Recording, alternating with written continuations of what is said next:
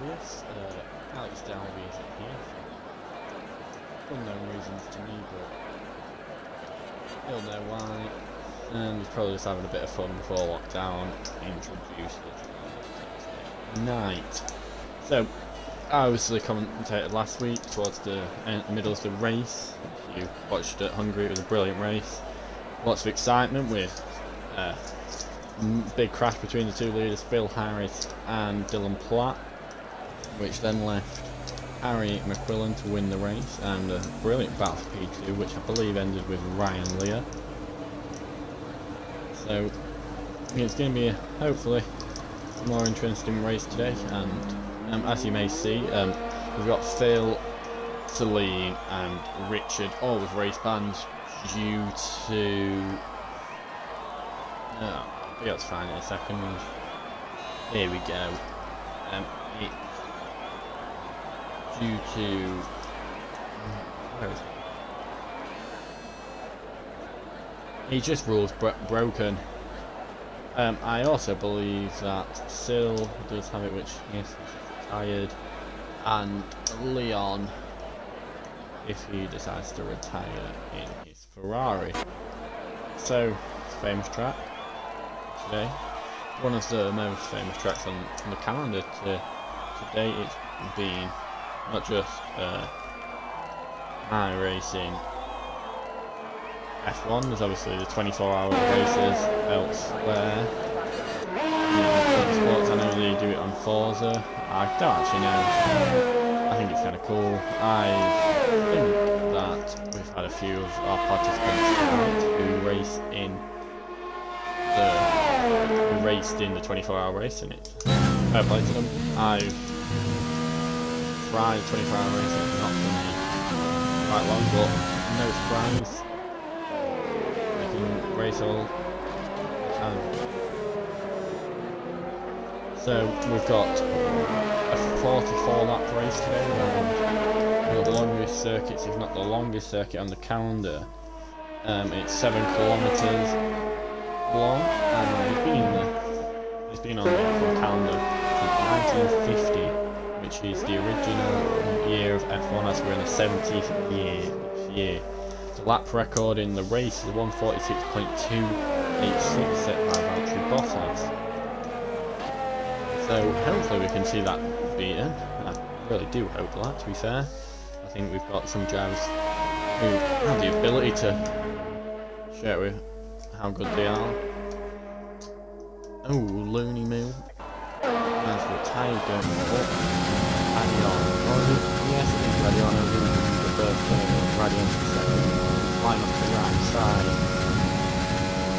Bad place to crash there. He'll catch a lot of people out, but I think Dan Davis in the first lead tracks out have been set up, so go through his lap as he goes into turn 1. Right side to the left hand side where the curve gets a bit on the curve. Optimise his exit speed.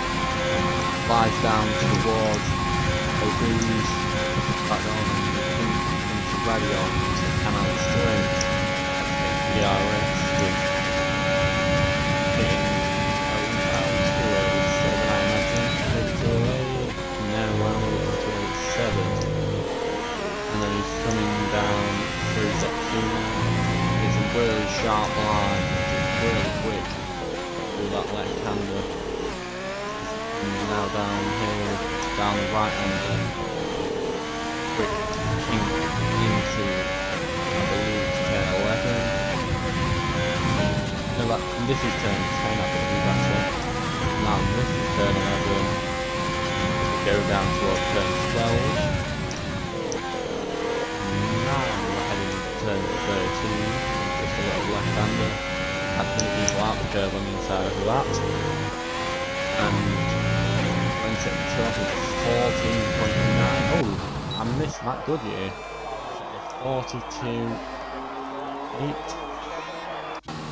That's the benchmark. I don't think that many people are going to try beat it, because you don't need to with the amount of people. There's race bands, etc. They should be able to find it pretty easy just to stroll through into the next section. And Lee Pratt sets 43.2, not a bad lap. Obviously not as good as his team, as Matt Goodyear. Tiger goes P2 with a 43 flat, quite good like that. And I believe we've got Liam Hardman coming through.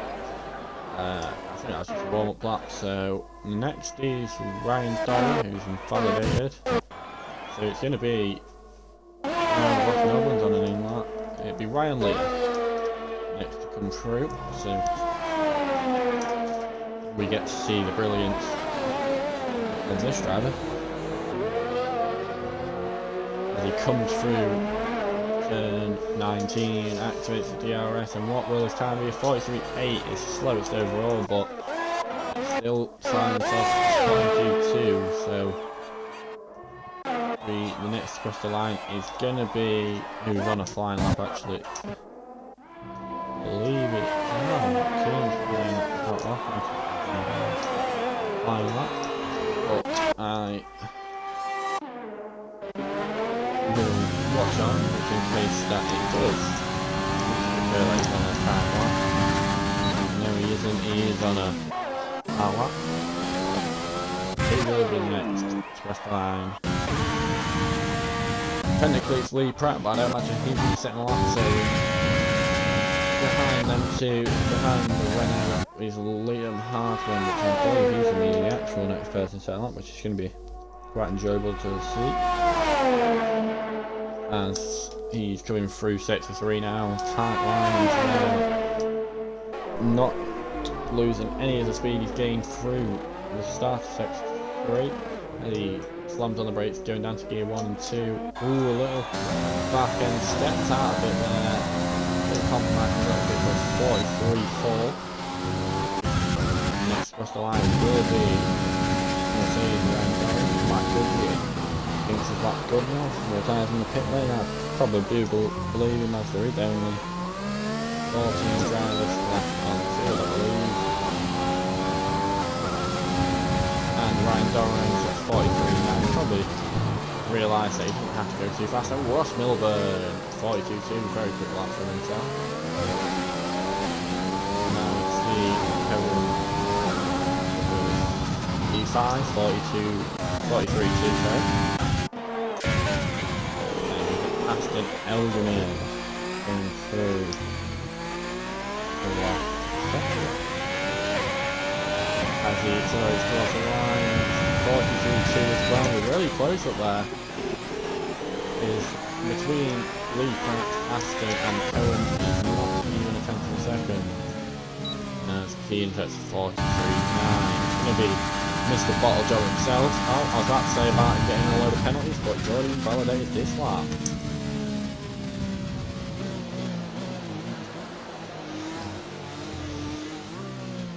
So, got another long road ahead of us.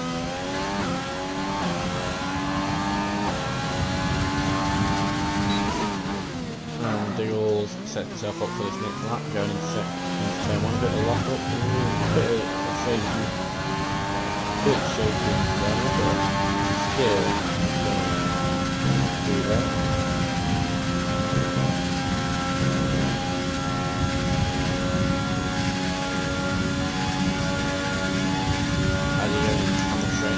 Very good first section.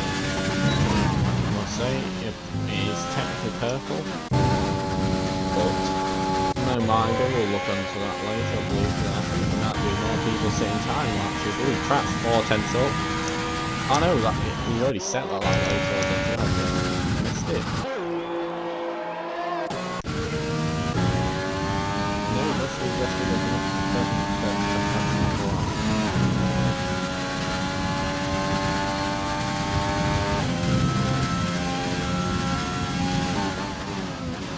I'm just going to be a second, just going to turn down the game volume. So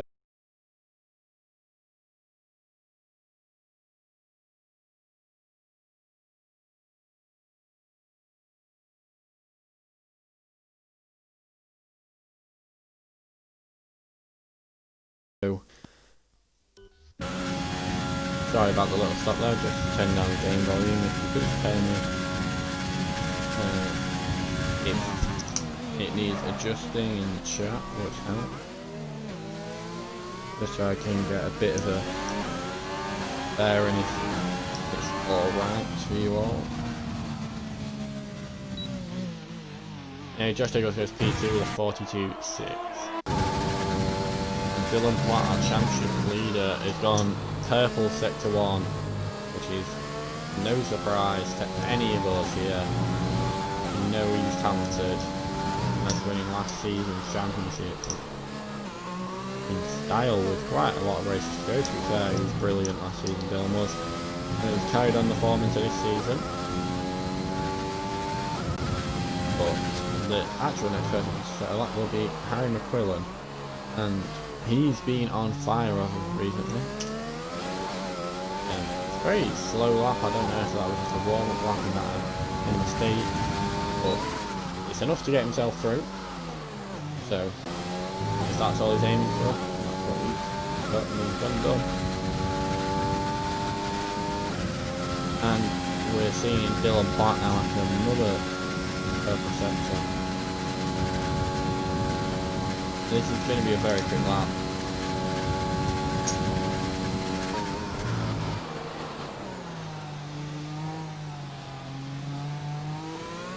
And he's going down towards the line now. Dylan Platt really getting into the 41s. Yes, he's the first guy to enter the 41s.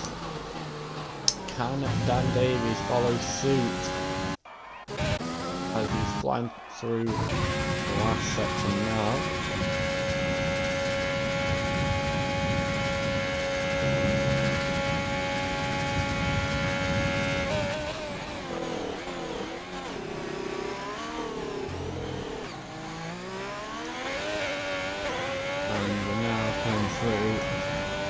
Dan's lap, it seems to be quite a slow lap to Dan.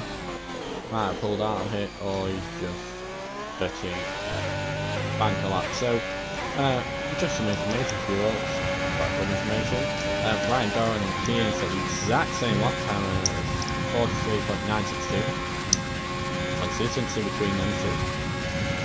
Let's hope that whole division won't split that closely, because I'm sure some people will be upset if they miss out on pole position due to such just less time. And Harry McQuillan can't challenge Dylan as of yet. He is only quick enough to get to 42 flat, right, high 42 flat as well, so he won't be happy with that.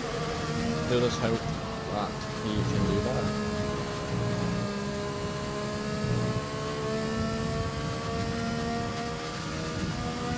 And we're coming down the panel straight with Harry, but he's obviously not on a lap, and I don't think anyone else is on a lap. Oh, no, there isn't, as everyone.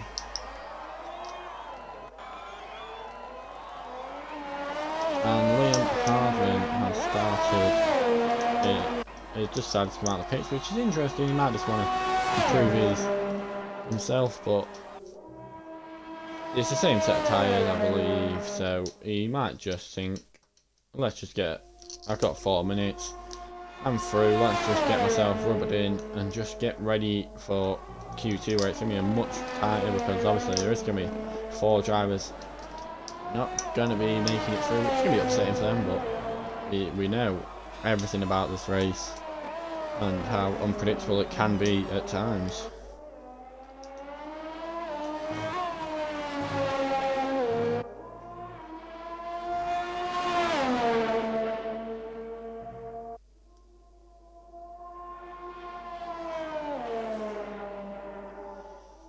So we've not really got much to talk about. We may as well go back to last week's race with the rain. Let me just turn the volume down, just so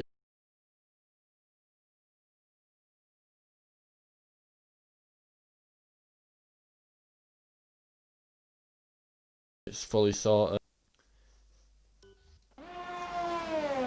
If you can let me know in the Twitch chat if that's any better, just so we get the optimal viewing experience for all of you watching today.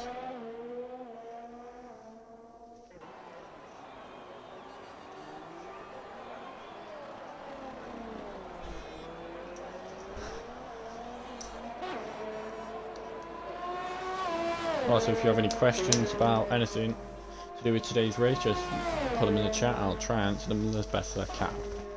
So Liam's now on a lap, as he come down the camel straight, activates DRS. And Davies is also on an outlap just next to him, probably not too happy with his lap, which I wouldn't blame him. We know about how quick he is.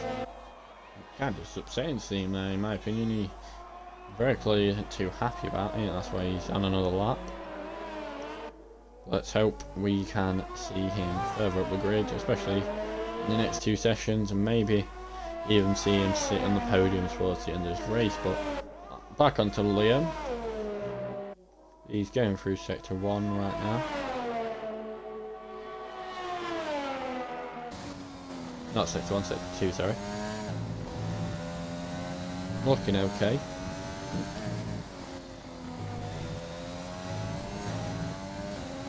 As we're now coming through sector 3, he's gonna put his foot to the ground in this sector. It's not much braking until the big braking point after the long winding sector. He's here, the bus stop, as he gets his foot to the ground, dropping to 48 miles an hour, the lowest he went. In the exit, he accelerates fully, and what time will he set? It's 43.311, which is just faster than his other time by 30 tenths. Doesn't move him any further up the grid. I say he's P10, but I guess if he wants to get the best out of himself, he's got to just get these slight improvements. And we're now going to see Dan Davies on an outlap. Not an outlap, sorry. In a fast lap.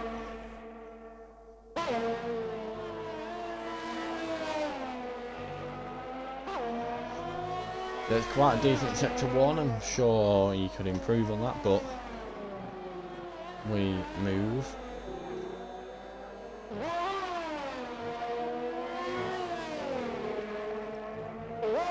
So we're now going towards the back end of the session, and Dan's invalidated, so we're going to watch Harry McQuillan.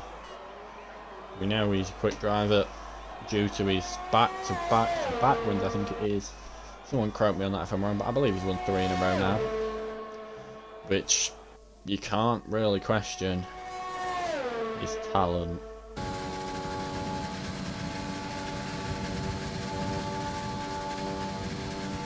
And he's set a tenth faster in the first sector, which I don't know if that's going to be purple for everyone, but it's definitely purple for himself, as we now see him wind down the hill in sector 2. We may as well have a look at what time Dan would have set if it wasn't invalid. He would have set a 43 flat,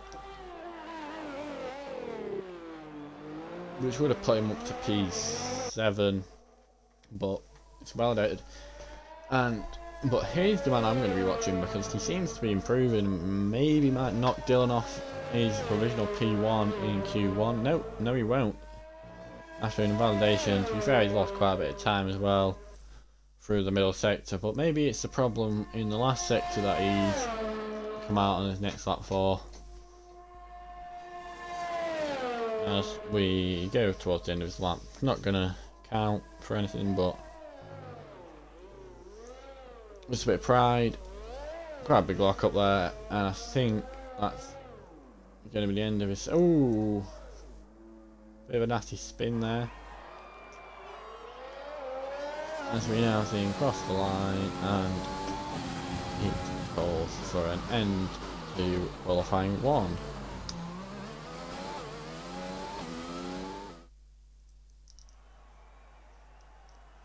So, just for a quick rundown, the 5 drivers that are out of the session are still Richard, Celine, Leon, and Phil's supposed to be out, but because he's not crashed like Looney Moo has, which I really need to learn the name of, I apologise to whoever it is, but Looney Moo has retired up her Rouge.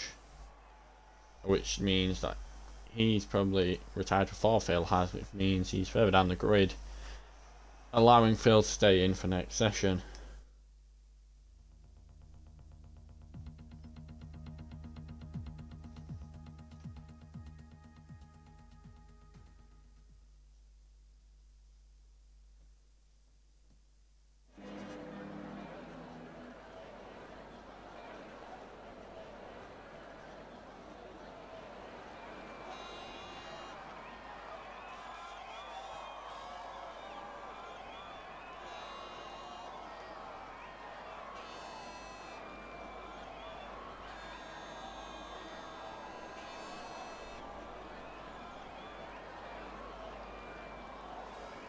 So we're now into Q2. Obviously, there's only 14 drivers in here, but one of them is Phil. And man, a bit confused why Phil's in here. Someone must have retired on track. If someone could notify me who retired, like good, because I don't know who it is off the top of my head. Is it Josh Diggles? It looks like it's Josh Diggles. He isn't in the session. I haven't seen this, and I feel like I've missed something quite big here, but Josh Diggles isn't in this session. I don't know if that's just a mistake by the game, or I've just made an absolute mistake. I might have just not seen it, but Josh Diggles is not driving in Q2. If anyone did notice it in the chat, and feel free to tell me what I missed, and hopefully I get to hear about what happened.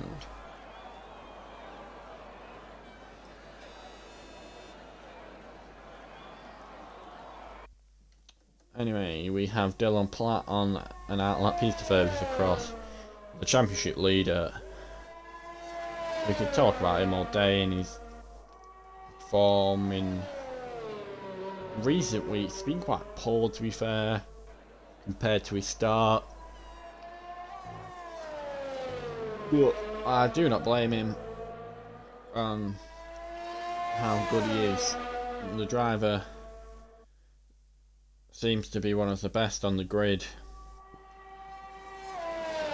consistently, but the problem is he's just being involved in incidents which some may not be his fault, some may be.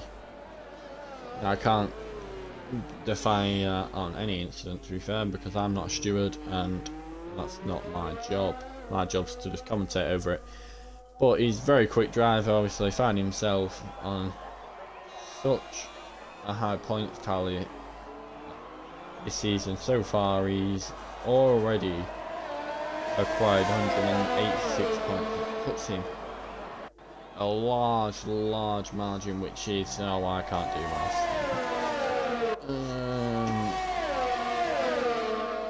64 point? No, it's not 64. Let me get a calculator out, because I cannot do 186 take away 118.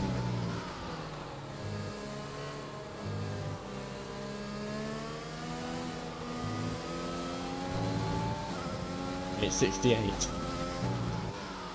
There's the maths that I cannot do. He's 68 points in front of Dylan. Dylan is probably one of the fastest drivers on our grid. Sil has left a session, so I'm going to try get him back in quickly. I'll drop him an invite, then hopefully we'll still have time to have a look at Dylan's lap time. So Sil DeWitt. Invite to game. Hopefully that's okay, but something I also forgot to message is that Dylan is on the soft compound tyre. He must think that it's beneficial to start on the fastest compound. Maybe, obviously it's only a one stop either way, but maybe he's just thinking to get the faster start, get away from the drivers behind me and extend slightly. Dylan fast though. That probably just a warm-up lap.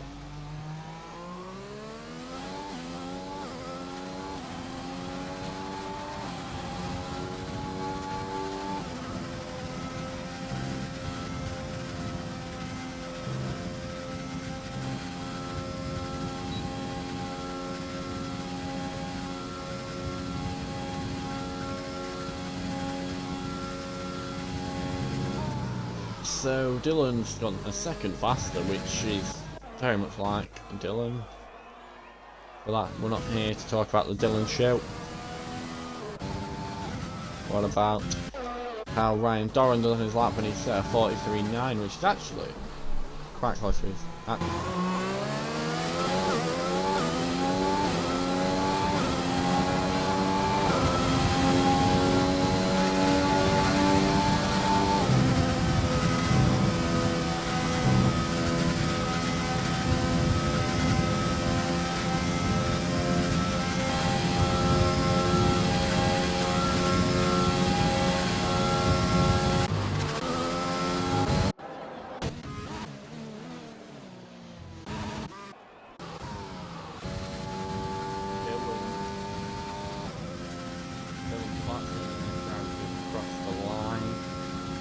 going through sector 2, not sector 2, sector 3 I believe, right now. I don't know how much quicker he is than his original time, but I mean, it seems still quite a slow time, as he's limited himself to a 48.3,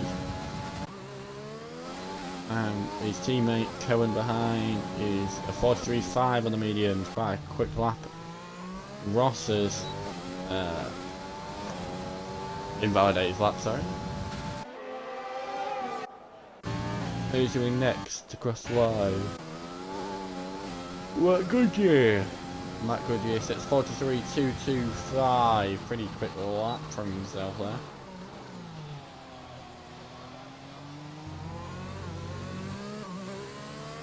And who's coming in next to cross the line? Lee Pratt was, but I believe it was validated. And it's one of the Williams, it's actually Harry McQuillan I believe, but that's the start lap. Aston Elgamy is also there. Van Davies about to start a lap as well. So we're now looking at Kian Mahogan. I probably butchered that. I apologise Kian, but that's going to be my guess. I need to swap my batteries over, which I probably should have done before the race, so I apologise for this, but I'll quickly do it in between times being set. So Kian sets 44.1, and I'm going to swap batteries now.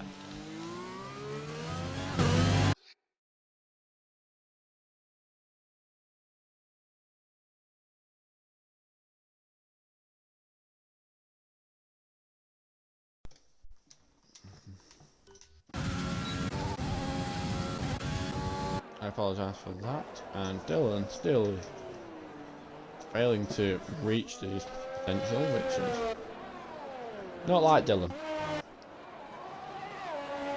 And the next driver to cross the line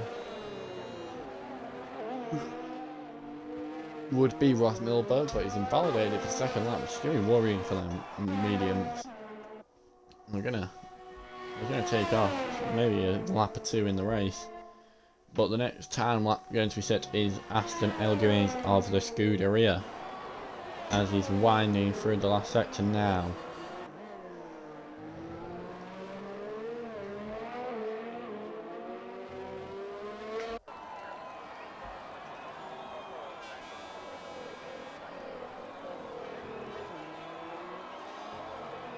And he's gone second, quite a good lap, around a 43.5, quite good for himself.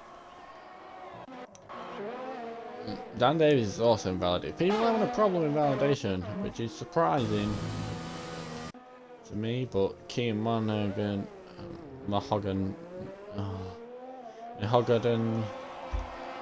I just need to stop.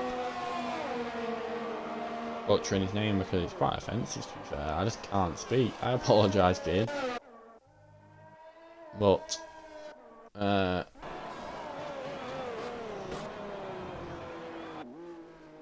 you move.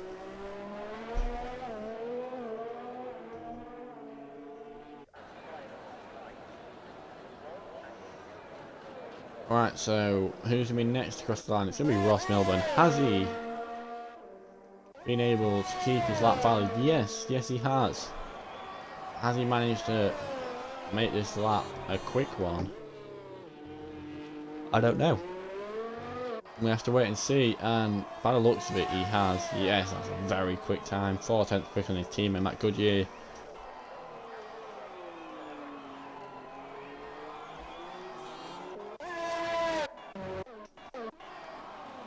Right, so who's going to be next across the line? It's going to be Harry McQuillan. And he set a bank lap of 58.7, which is, as I say, poor. And we now go to the line with him. And he is blowing Ross out of the water. It's 42.3. That's the quickest lap we've seen on the mediums so far in today's qualifying session.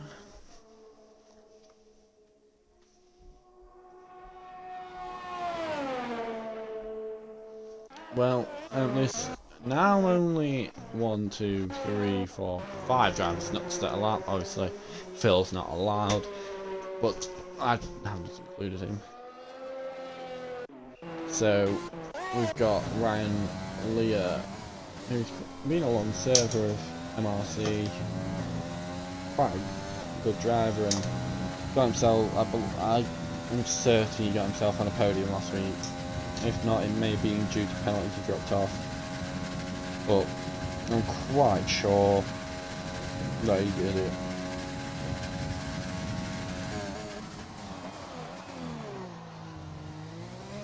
Anyway, talking to Ryan Lear's now coming to the end of his lap. Hopefully he's going to be up on the podium position in qualifying. Sadly not, he's only a P7, but still that does go in front of a few drivers. And Dylan's came out on the mediums now, which is probably no surprise due to his pace and that he has the ability to do that. He could probably do it on the hards if they were still available, because Dylan is a very, very quick driver. I know his pace isn't, maybe he would say, maybe some people would say, I'd be one of them people say that he's not as fast as last game. It's not a, how to say it, not a secret, let's say, that his pace isn't as good as last game, because last game he was far, far in front of everyone. No one could really catch him. But it is time to look at different options now,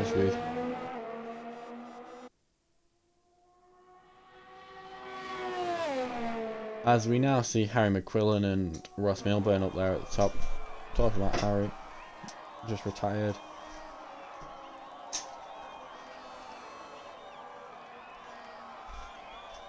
Ross is obviously up there as well, but there's obviously a few drivers who've recently found themselves up on podium positions, as obviously we've seen last week. Ryan Lear up there, Kian Mahogadan, and Lee Pratt was very quick last game. I haven't heard much about him, obviously only coming back to racing recently myself due to a bit of fallout with the game. I say fallout, that just sounds a bit weird, but disagreement with the enjoyment of the game, and I knew he was very fast last game. He started to show his pace on these soft tyres.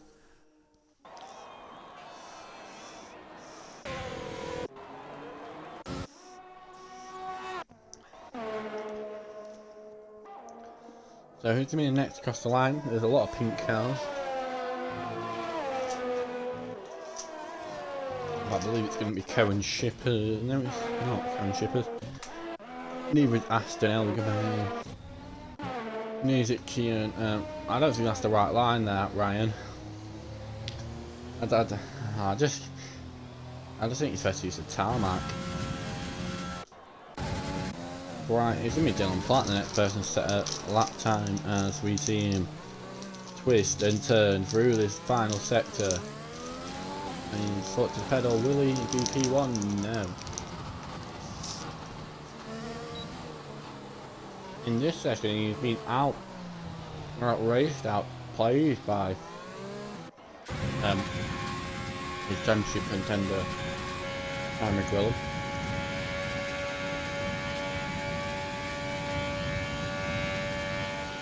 But I'm now going to draw our attention to Liam Hardman, who is out of the second as well as Ryan Doran.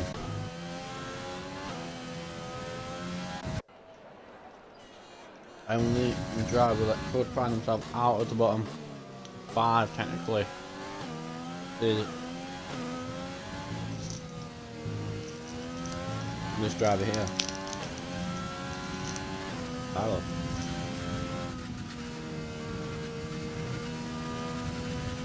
He's coming through this last sector now.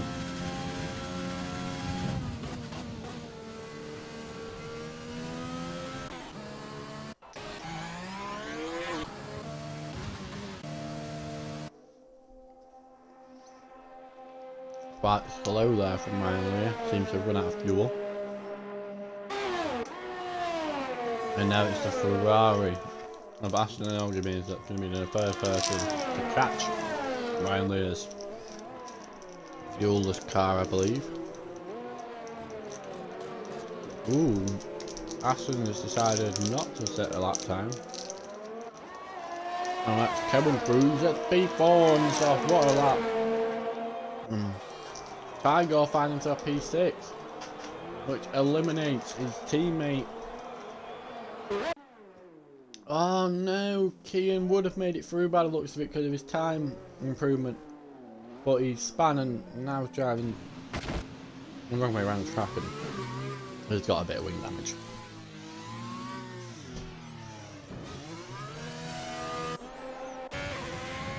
But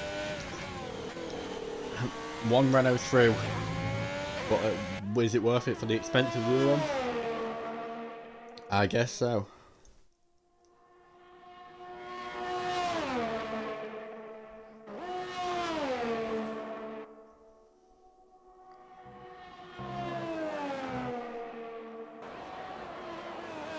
So, reviewing this session, we've...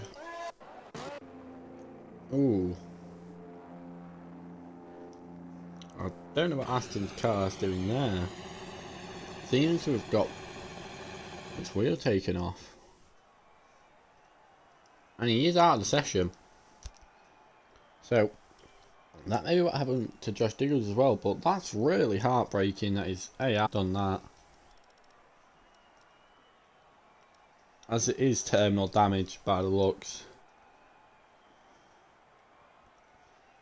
But we're just going to move them. So only 9 drivers in queue. So 3, which will be Lee Pratt, Harry McQuillan, Dylan Platt, Cohen Shippers, Ross Milburn, Tyler yeah, I'm new, I don't know his second name, Matt Goodyear, Dan Davies, and I'll tell you the rest when we get in the session because I've run out of time. Woo.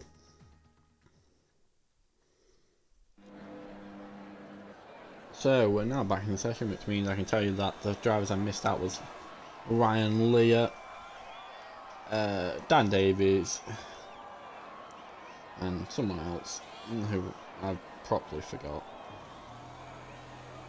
But whoever I forgot is probably going to get pole position now, my luck.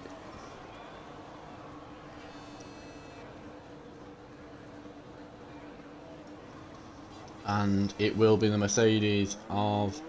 Is that Matt Goodyear? Yes. Oh no, Harry McQuillan's out before him. Which is going to be cool to see himself hopefully extend his advantage over Dylan Platt so far today.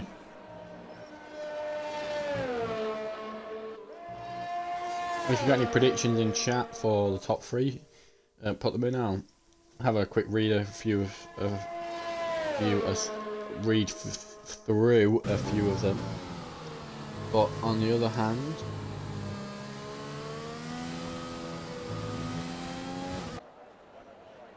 so personally I'm going to go with pole position for Harry McQuillan, then I'm going to see a Ross Milburn in P2 and a Dylan Platt in P3 is my opinion. I want to hear everyone's opinion though, because I know everyone loves my voice, but I like to hear other people's opinions too.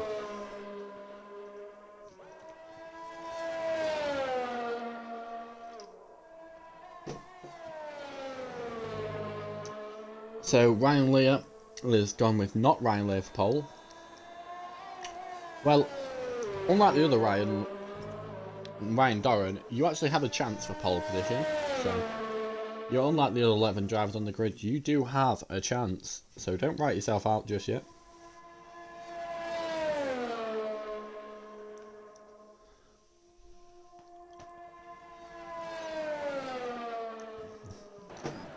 I'll tell you what, I'm going to go on the Instagram and read a few of the predictions from today's race. So, there's one driver predicting Phil Harris to win from P14, I think it was.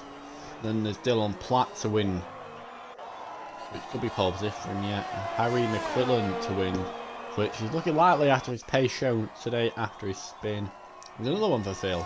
Another one for Harry, another one for Phil. Phil seems to be a fan favourite here. Oh, and then there's just me saying I hope 20 drivers finish. There's Ross Milburn, which I could see. But that's not what we're looking at tonight. What we're looking at tonight is the facts.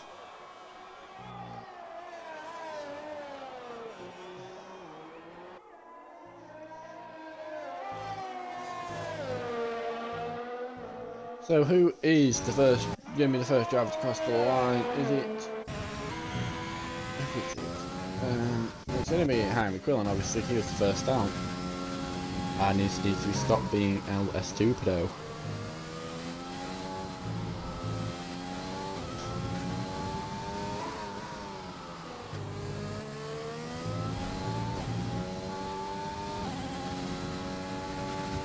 So he's coming down 3 sets of 3 now. Oh, I forgot to add the telemetry in that data. I don't know why it deletes it every time. It really is really annoying.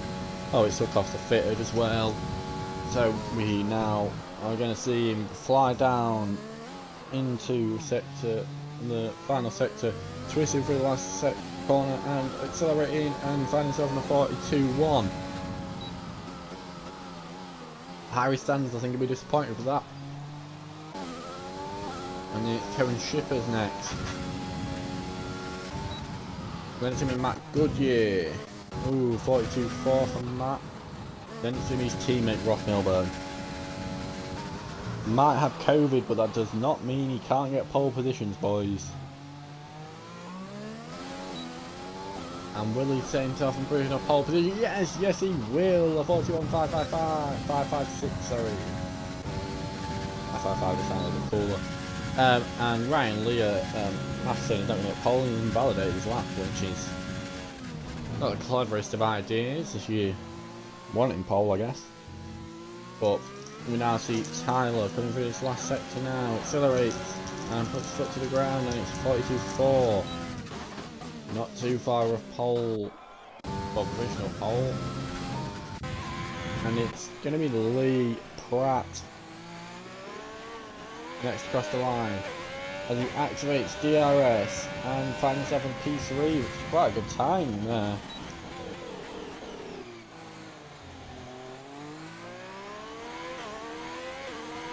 So, we've seen that, and obviously there's more drivers we need to concentrate on the grid, and one of them is Dylan Pratt. Black, sorry, not Pratt. I'm just mixing people's names now.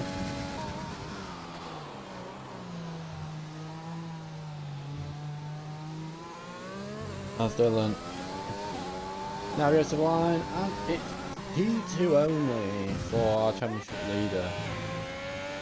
Dan Davies is going to be the next driver to cross the line, I think, because everyone else is. Well, Ross Milburn's moving at about 2 miles an hour, which is pretty fast for Ross's usual pace, to be fair. That Dylan Platt, obviously, I don't think he's going to go again. Yeah, the ERS tells me that. Lee Pratt's not going again. Fowler's not going again. Cowan is in the pit, so it is going to be Dan Davies. AMS Dan Davies is about to catch up to Ross at full speed. This is how fast Ross goes usually. Don't blink or you might miss Ross's absolutely rapid car. Oh, wait, it's about 2 miles an hour. So Dan Davies coming through the last sector, puts his foot to the ground out of the final corner, and it's provisional P8, which is quite disappointing, to be fair. Expecting more from Dan. I was expecting more.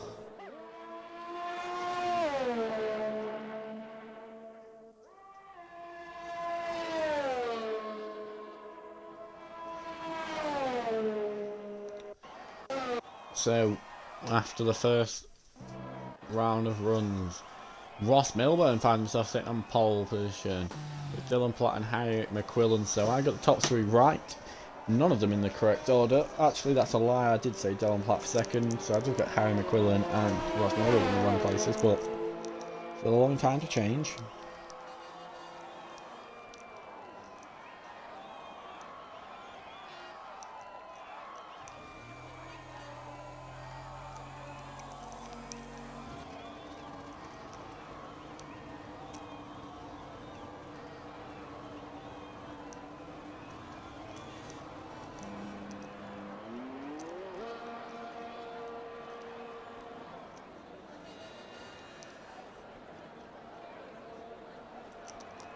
So, we've not really got much to talk about. Actually, Ryan Lears and all that we can talk about a lot. Well, he's coming swinging down his left-hander now. Down the hill. A bit wide, but nothing too harsh. Ooh, he got on the curb and he's round. That is one of the curb of death, and just for the game to rub it in, he's decided to invalidate his lap, which I think made it frustrating even more on top of his spin, because he's not having the best of days, Ryan. But aside from that, we'll get to see every other driver on the grid set their laps. Hopefully Ryan's okay and his tyres aren't too warm, allowing him to not set lap, because one thing I don't want, I want to see him flying around this track and full speed ahead, but he is going to pit. Hopefully he can get himself back out on track.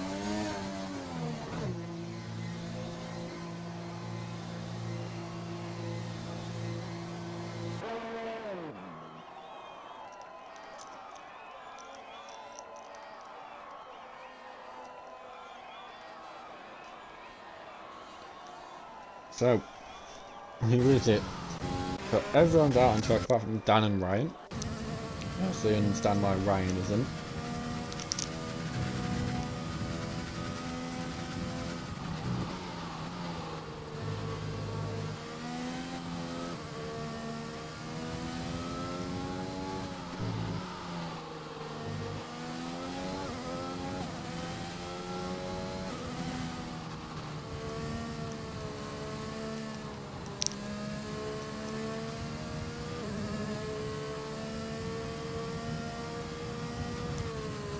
So, we're going to watch on to Matt Goodyear, I believe, perhaps. To be fair, Tyler get a bit of a toe there. It's not a great toe, but Matt is doing this like so.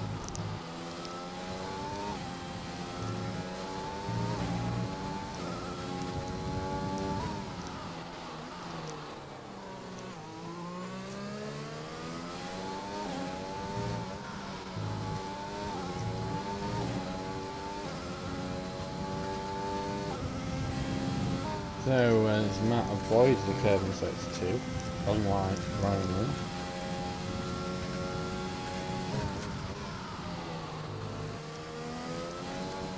We now gonna see the rest of his lap as he swinging right hand and now puts his foot round to the middle, 2.5 tenths up.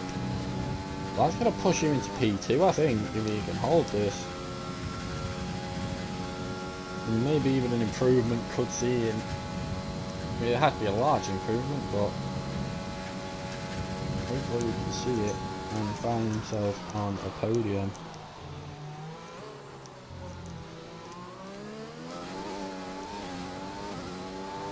Whereas Matt Goodyear gets 41.8.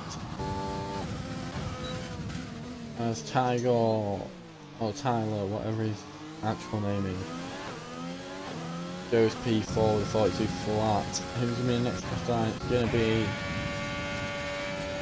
It was going to be Dan Davis, but he missed timed it. So it's going to be Dylan Platt. And will Dylan find himself on the regional pole position? Yes, he does. 41.4. Does Ross Milburn have anything to say to that? No, he doesn't. Due to an invalidation, and to be fair, he would not have been able to reply anyway. So we've got Lee Pratt. Really, it's only Lee Pratt and Harry McQuillan able to question our top three.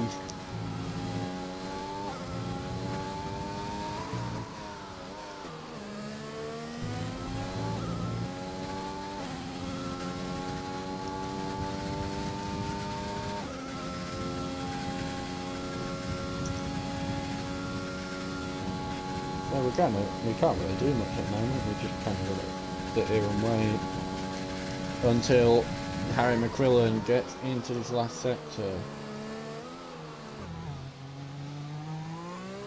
As he now puts his foot to the floor, will he go for the pole?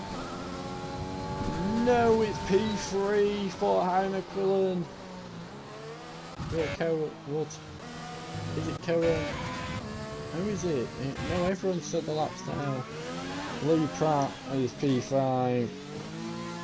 And that is your top 9. Which is Dylan Platt in P1, Ross Milburn P2, P3 Harry McQuillan, P4 Matt Goodyear, P5 Lee Pratt, P6 Tyler Baldwin, yeah, I don't know. P7 Cohen Shippers, P8 Daniel Davies, and P9 Ryan Lear. So there is your top 9 for today. And after a very interesting qualifying session, we found Dylan Platt, our championship leader, sitting on top of technically the qualifying podium. We'll call it that, because we can't actually call it a podium because it's not in the race, but I could call it a podium if I wanted, and probably I'm going to call it a podium multiple times until I get told otherwise. But it's provisional. I mean, not even provisional, it's just pole position. I'm just waffling now. Who are we waiting for? It's Cohen. Cohen, retire your car. Actually, you've only got 2 seconds, so there's no point. So, that is the end of qualifying. And really, the most happy team has got to be Mercedes, finding himself in such a good position. Is obviously they've got P2 and P4 on lockdown. Going to be right behind each other, I believe, on the outside. Don't quote me on that, it might be the inside. Hopefully no pile up into turn 1, but gotta wait and see. But it's very close between P2 and 3. Dylan's just a bit in front of the front 2, and then there's 0.003 in between Ross Milburn. Well, let me quote that properly. Ross Milburn and Harry McQuillan. But hopefully he's going to get himself back into the mix in the race, Harry. Because P3 is not horrendous, but in Harry's standards and how Harry's been acting this weekend, I think he might be upset with that. Personally, I think he should be upset with that, which probably shows the reasoning behind my opinion.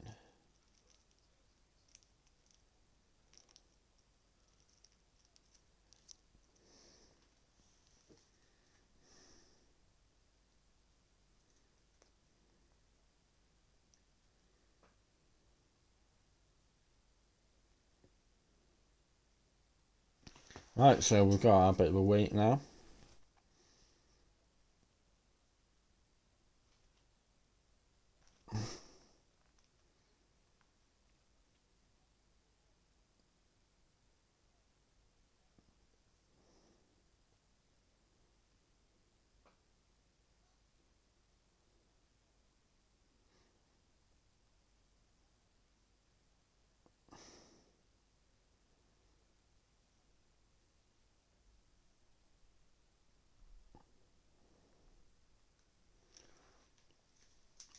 Right, I've just got back from the toilet, so it's been an interesting 50 minutes of qualifying so far, and we've now got a 90-minute race to follow it,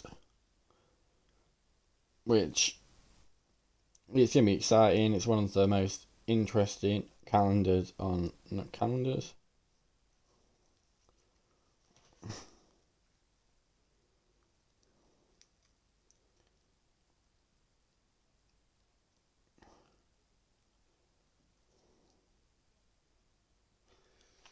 Right, so we've got quite a while now because I know they have a bit of a break for themselves. I'd love to have a break for myself, but it's not how it works.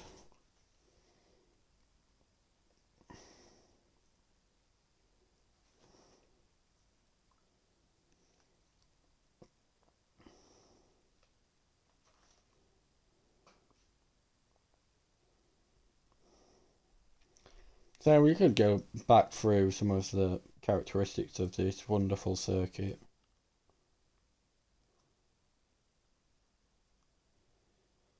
Or we could just talk about how Sheffield Wednesday have got a penalty. We may as well talk about that instead. Am I joking? So there's 19 corners, I believe, on this track. Let me double check that factually.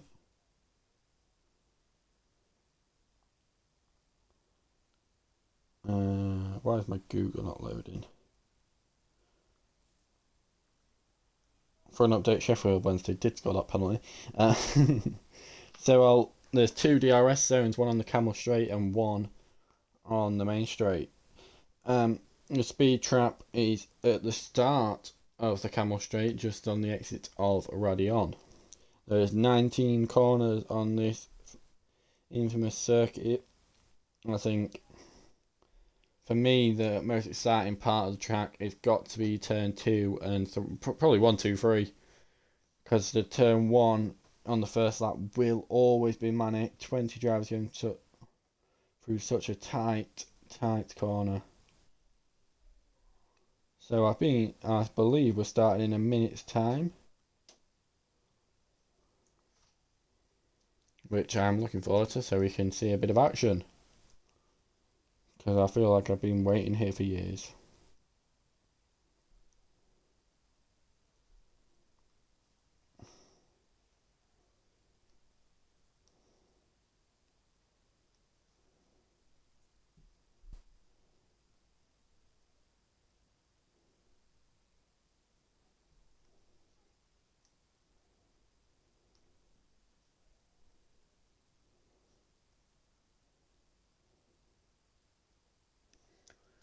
Oh my, it's 32 now, so hopefully we're going to start. Yes, Joshua Diggles is readied up, and it's probably going to only last about 20 seconds, so I don't know why we're wasting our time.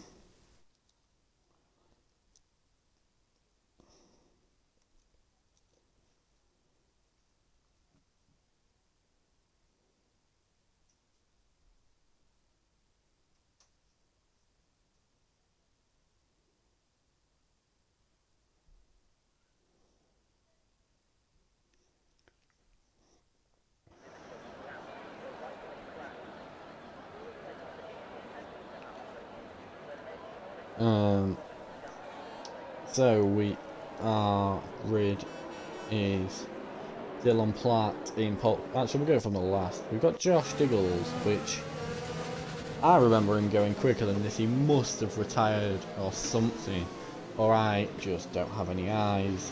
So Josh Diggles in P20, probably will stay there for the whole race when he retires on lap 1. Still Witt in P19, Looney in P18, Richard Williams P17, Celine Brooks P16, Leon, no, what's Leon's last name? Can't believe I actually forgot this. We're just going to call him Leon. And then we've got Phil, Liam, and Ryan, and Kian, all just outside the top 10.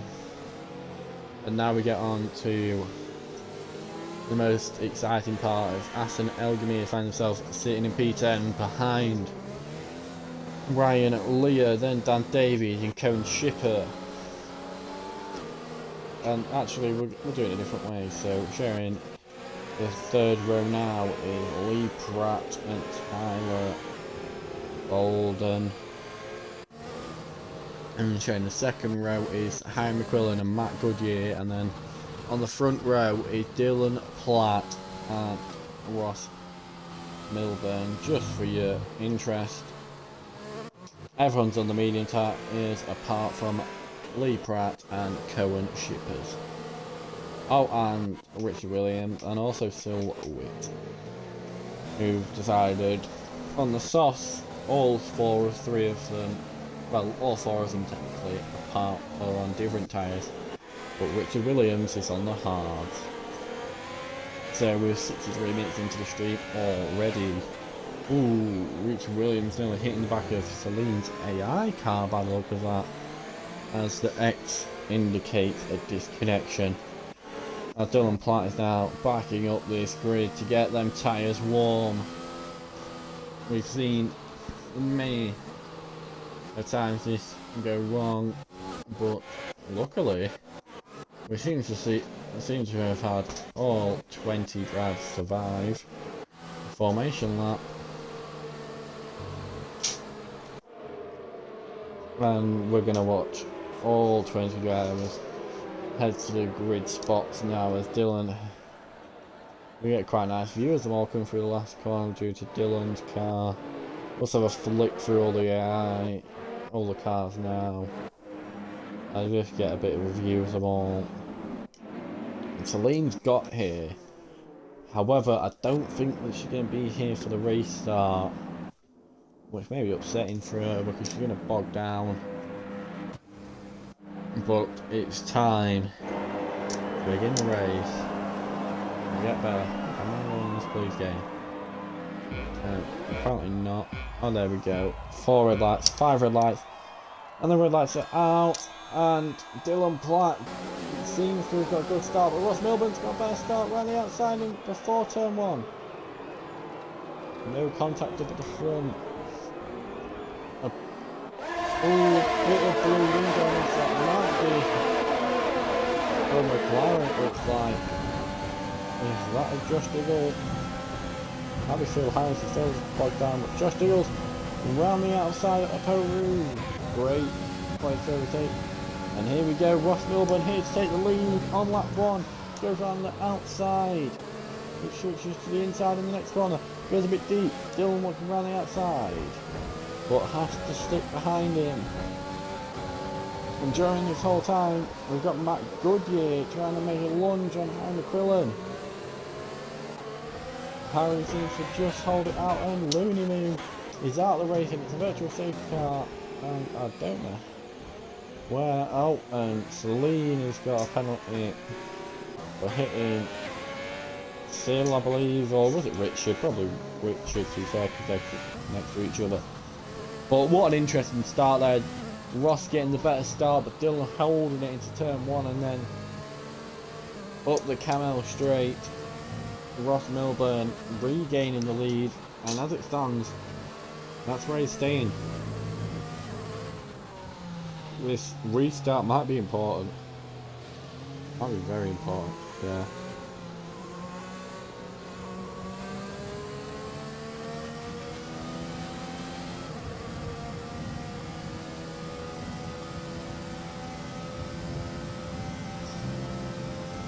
Right, the virtual safety cars still out. It's been quite a long one. It's getting pretty boring for myself. But that's number 1 of our 5 allocated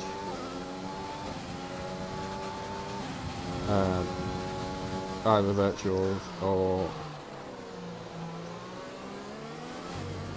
what's the other one called? Virtual or main safety car, I guess.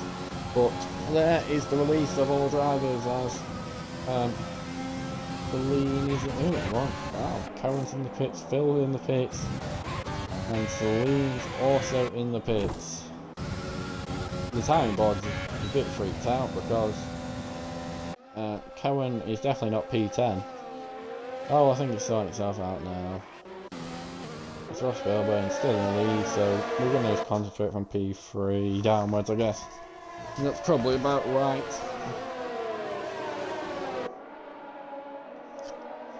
Phil Harris and Karen Shippers aren't actually P1 and 2, I'll reiterate this, they are actually P17 and 18 when it sorts itself out.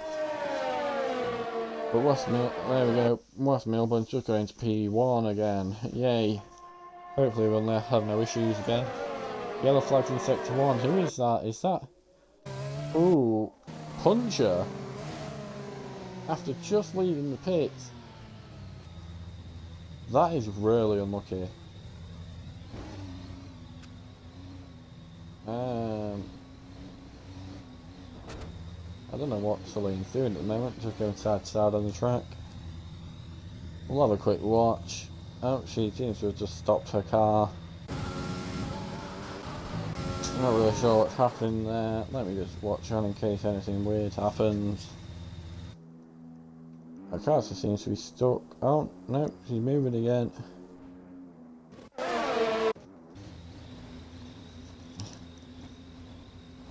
Trying to get back on track now with a punctured tyre. Just really unlucky to get a puncture this early. Hopefully it doesn't compromise the leaders as they come through. Celine, I think, decided to just go to track and try to get out of the way of all of the other drivers, but it's really unlucky that. Lap 3's already lapped. Let's finish up here. We're in the pits once again. Both Red Bulls are having such a poor race. Celine's about to get back onto the race track in a second. Oh, Ryan Lear has lost it into Radion. I don't think there'll be any safety car due to no safety car. Oh, the puncher. Ooh. Celine, an interesting line there. His punch seems to affect it quite a lot. Ooh, virtual safety car. I'm surprised that's not retired up. She needs to reverse here.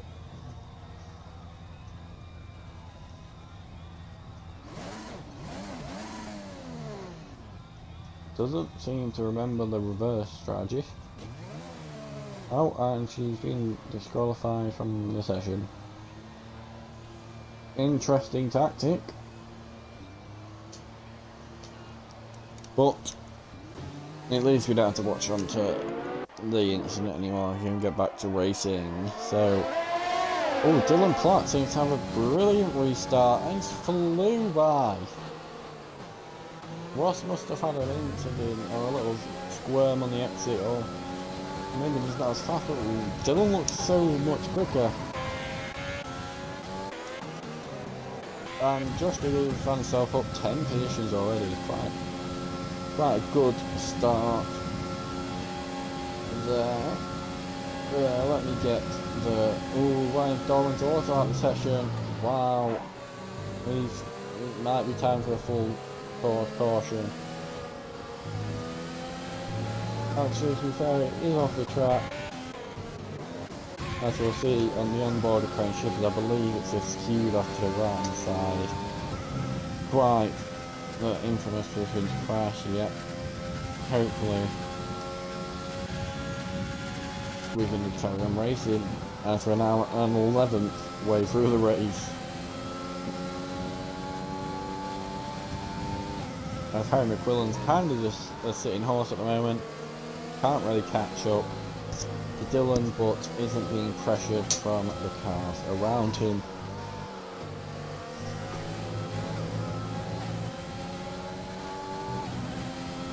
So Ross Milburn is back in the lead. Sorry, I must have missed that when I was looking at Brian Doran. Ross Milburn's found himself back in the lead. And Leon has retired, but that's an interesting place to retire. Oh, it's a bit like Giovinazzi, it got stuck on the inside curb. And it just threw him and spat him out, and there we go. A full course caution. I'm interested to see if people tried swap strategies maybe. I think that the hard compound tyres might be a more suitable option. Let's see what Richard Williams does. He might go into soft.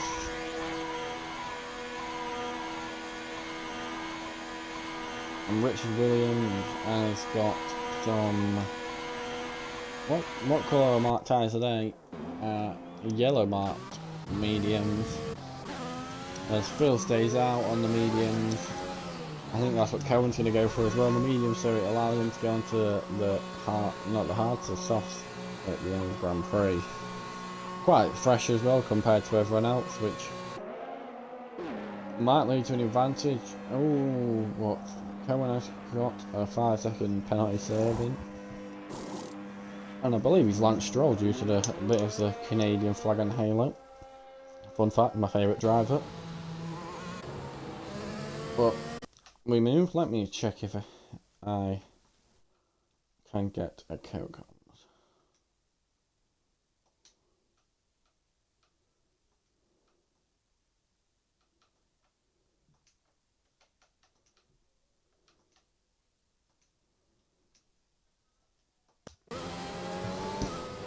So we've got a safety car here. Oh, Richard Williams, a drive-through penalty.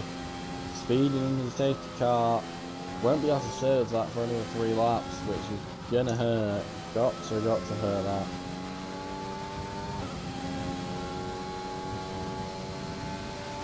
You'd hope that he could serve it now, but he cannot. And Ross Milburn, I believe, is seeming a lot more comfortable now. He's got to start into his race and now it's about to go catch up towards the safety car waiting for him on the straight in between turn 1 and turn 2 with Lee Pratt pits. I imagine for some mediums just to follow suit of the rest of the grid, which is going to promote Josh Diggles back up to P10 as I believe Phil Witt overtook him on the soft compound tyre.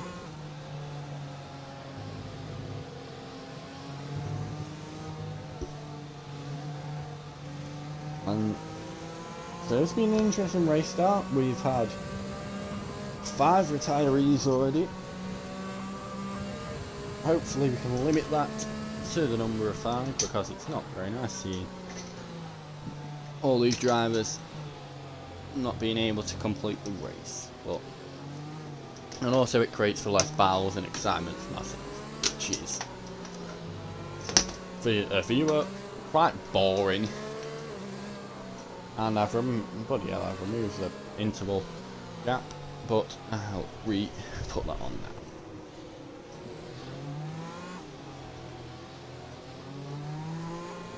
Just need to put my iPad on charge so I can look at the chat.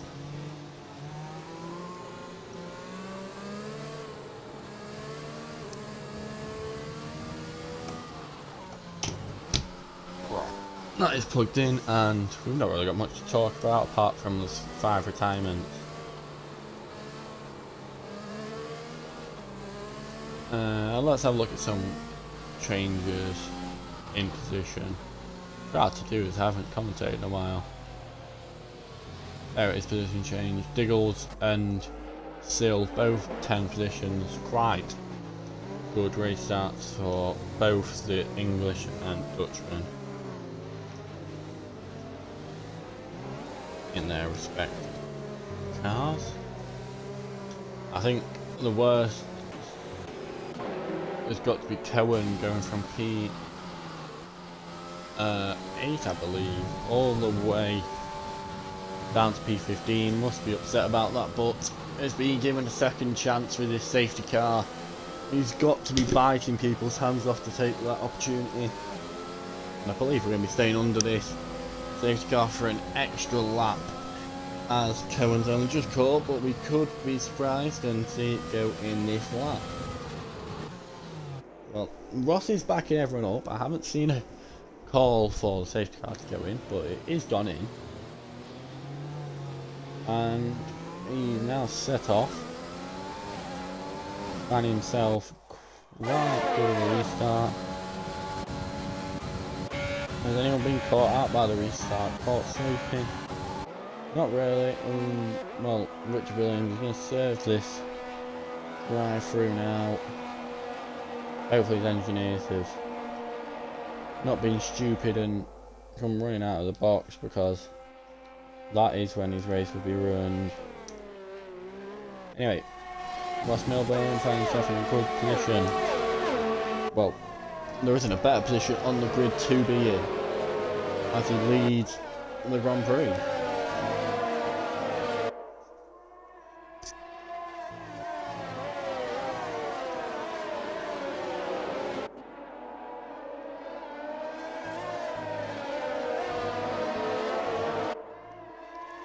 Not been very much battling so far, but we'll have a look down the grid and hope to find some. We've got in the front, the road quite spaced out is the problem. So we've got no battling so far yet. Ooh, there's retirement on the behalf of Matt Goodyear, and that must be heartbreaking for him to see himself not finish once again. And it's another virtual, I think that's the fourth. I think we've only got one of another safety car or virtual left, which means that we won't be seeing much more stoppages. We'll just be seeing straight racing soon. This is probably going to annoy Ross the most, because he's starting to pull away from Dylan every time that the safety car is being brought back out. Not by far, only pulling away by a couple tenths, but the thing is, if he hadn't had these stoppages, do you think he could have pulled away even further? I believe he could have. Which is going to be upsetting for him, because he knows he's got the ability to run away with this race.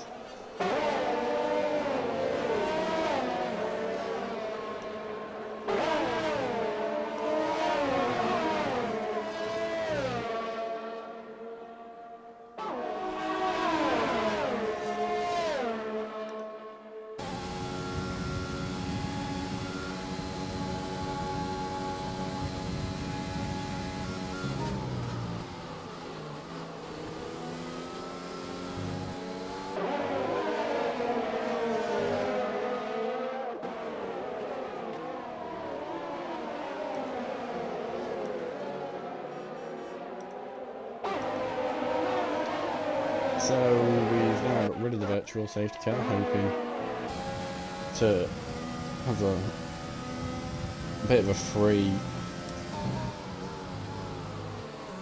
race is not the right word, just a calmer race.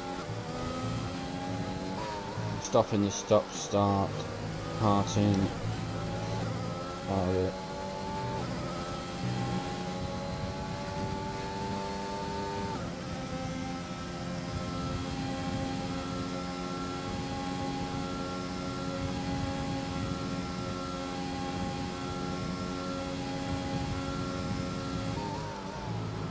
So Dylan Platt and Ross Milburn decided to battle. Dan Davies found himself, after quite a poor qualifying on his behalf, up there. Oh, Josh Diggles side by side with Kian, and he just can't seem to get himself past.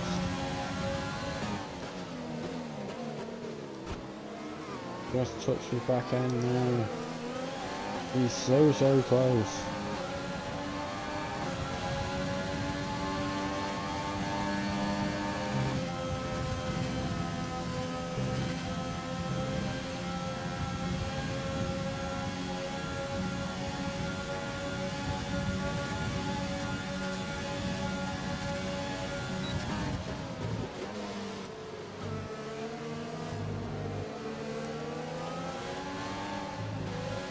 Team Monaghan can really not find himself any space behind. It was not Diggles,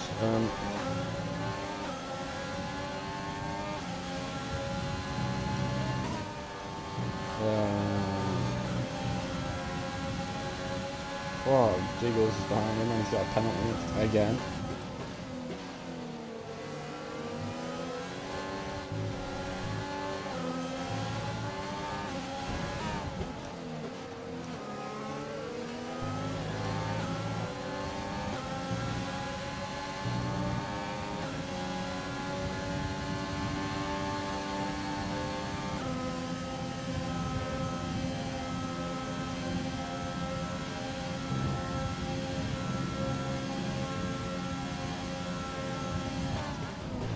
There's nothing really happening now after the brilliant restart. We kind of just bogged it all down again. But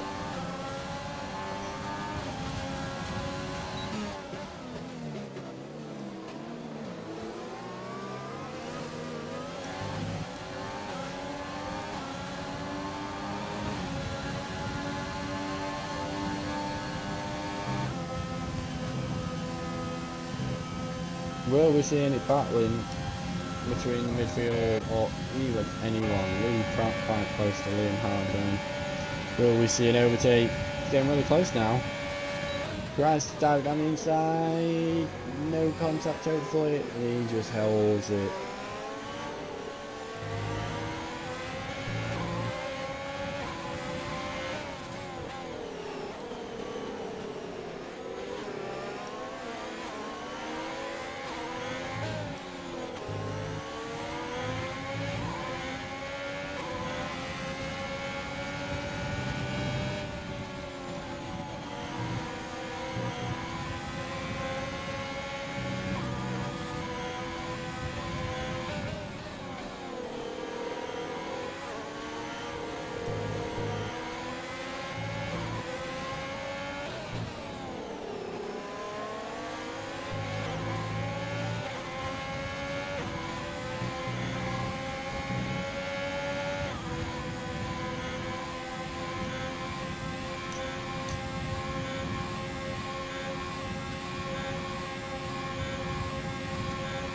Still no battling.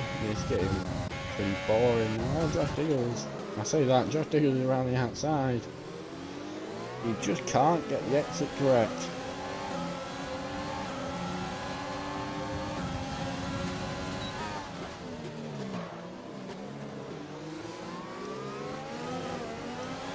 Diggles is probably wanting to get these two cleared so he can push.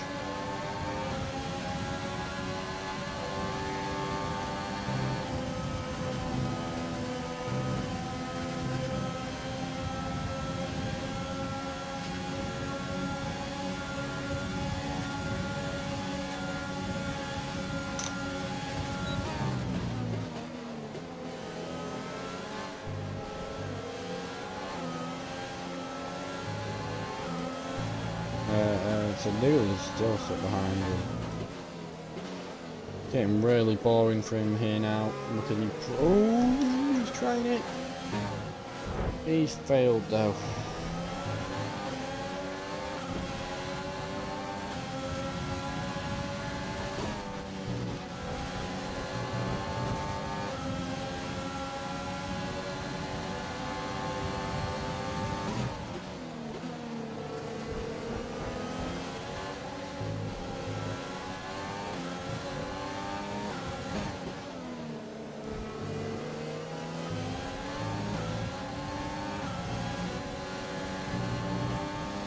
Diggles fell off the back, but something I had been looking at on the timing sheet, Dylan's getting really close.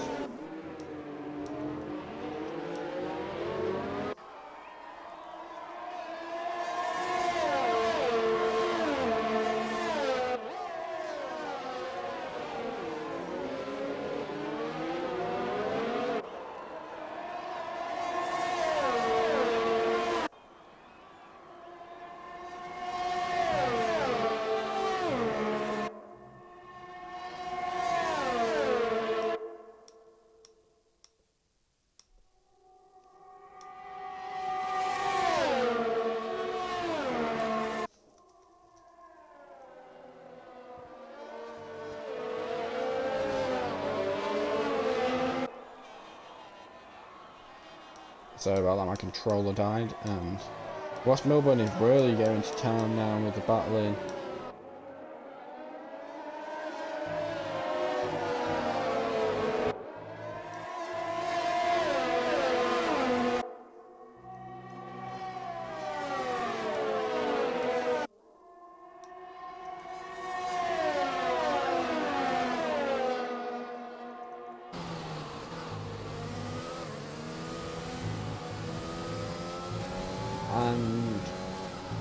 And Dylan seems to have just been unable to get past there.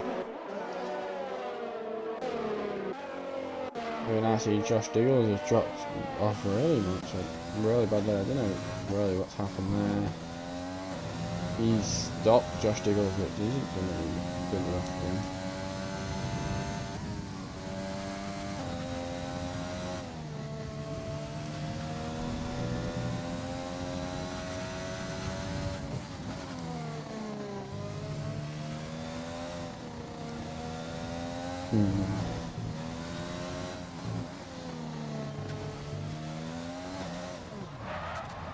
Ooh, still do it as round. There's a little cracks in the box. Is this for wing damage? It must be, but there's no safety car. That may be due to the final one being used, I'm not exactly sure. I can't exactly count to 5 at the best of times.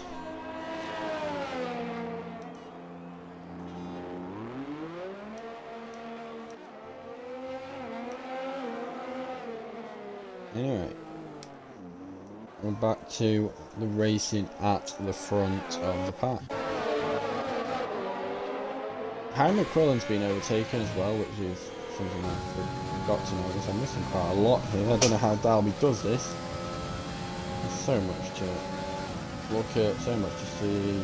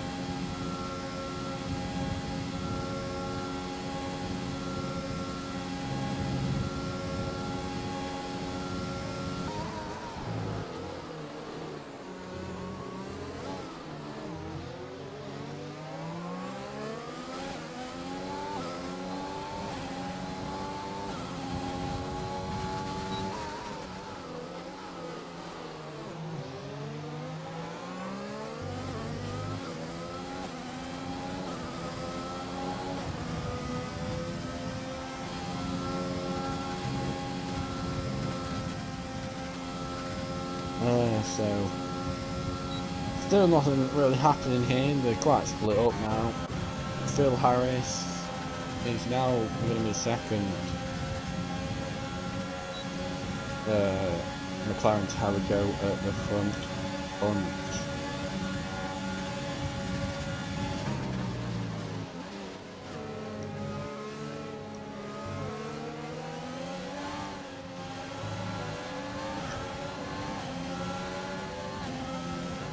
Let's go and Shippers go and get himself a 3-second time penalty.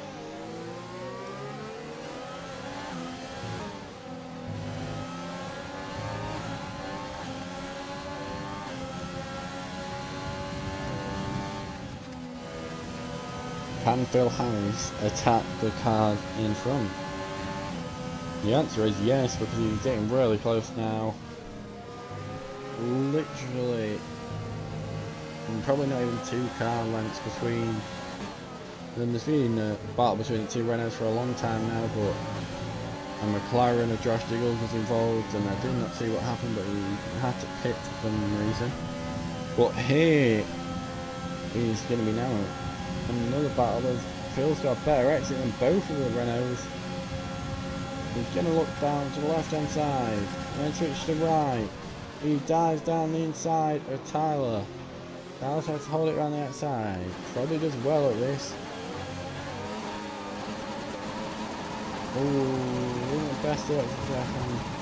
coolant. Oh, he's got the throttle glitch.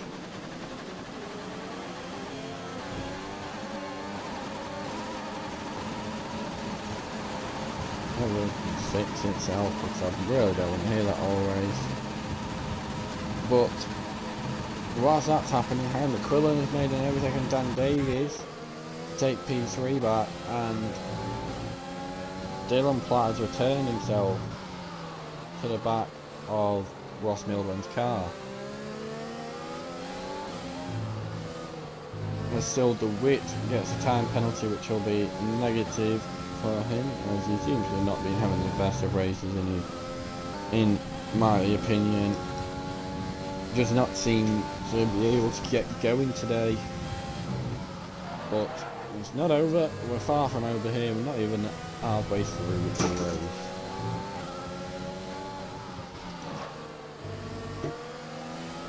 Phil Harris getting 3-second time penalty, which could affect him, and also Tyler has got back past him.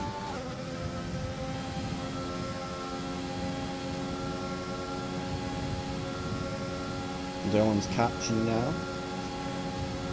At quite a fast rate as well. He's going to look down to the left. Can't do it, so he's just going to carry on driving through, just strolling. He's going to probably look to attack him here, but he's had quite a poor exit. Poor exit is an understatement now. He's lost 5 tenths with DRS.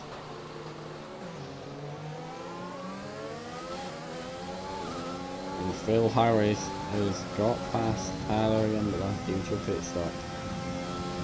As people are going to probably start pitting in a few laps. I don't see why they put this early, especially when they're on the mediums, but Tyler decided it's time to pit for the soft compound tyre, which is an interesting move, but we move. Yeah, you like the pun. You move. Oh my. Okay, so I'm just going to forget about that altogether. Ross Milburn pushing forward. Oh, yellow flash has gone to, it seems to be Tyler. No, is it Tyler? I don't know, it might have been Cohen. I think it was Cohen, to be fair. I think I've just got Cohen and Tyler mixed up on the mini-map, but you've not got time to look as Josh Diggles gets past Lee Pratt. I want to stay all eyes in this battle. Oh, I might not be able to, as Lee Pratt seems to retire in a very peculiar place. And it's a safety car. Really, in my opinion now, it should be the time for everyone to pit. I don't know if soft can last this long, but definitely I know the hards can.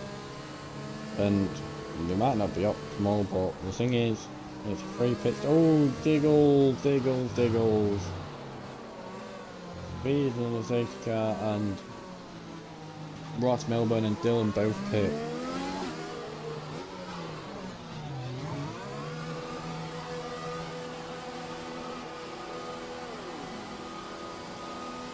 We're looking for a soft tyre, so it must be able to make the distance.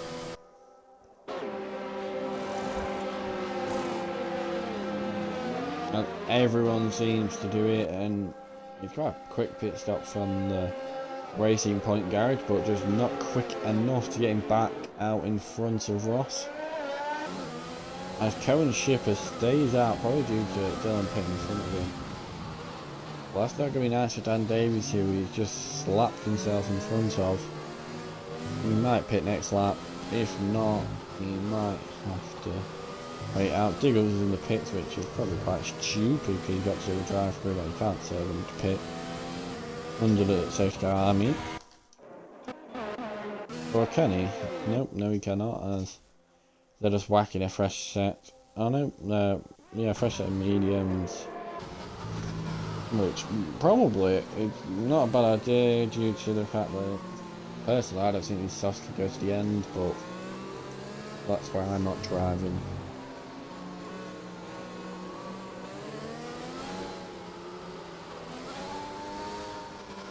And still has been given a 300th lifeline in this race.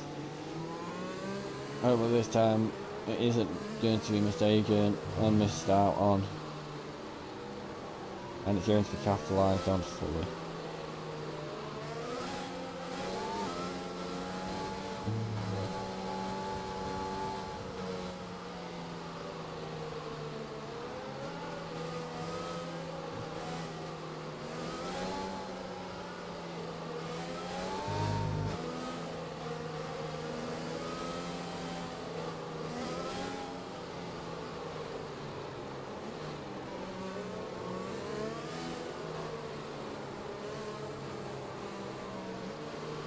We're now seeing all the grid catch up. We're expecting Joshua Diggles, Richard Williams and Sil Witt catch up, and then we're probably going to be released.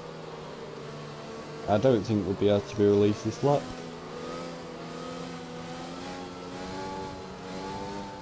Yeah, I don't think we are, because Ross has it back. Oh, maybe, because Ross is quite far from the safety car now, and that's just in one of his tyres there by the looks. Oh no! No, the safety car's going to stay out another lap, sadly, because Ross is caught back up to it, and it doesn't peel off in the spits.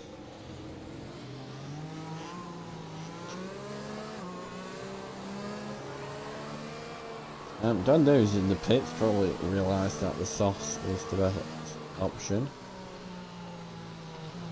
Or maybe even the mediums.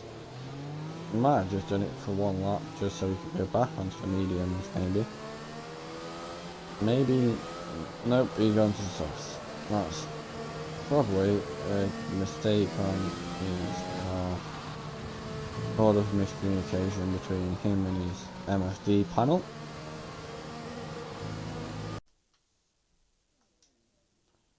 Sorry about this, I'm just checking a message from one of the drivers. Right, I'm back, and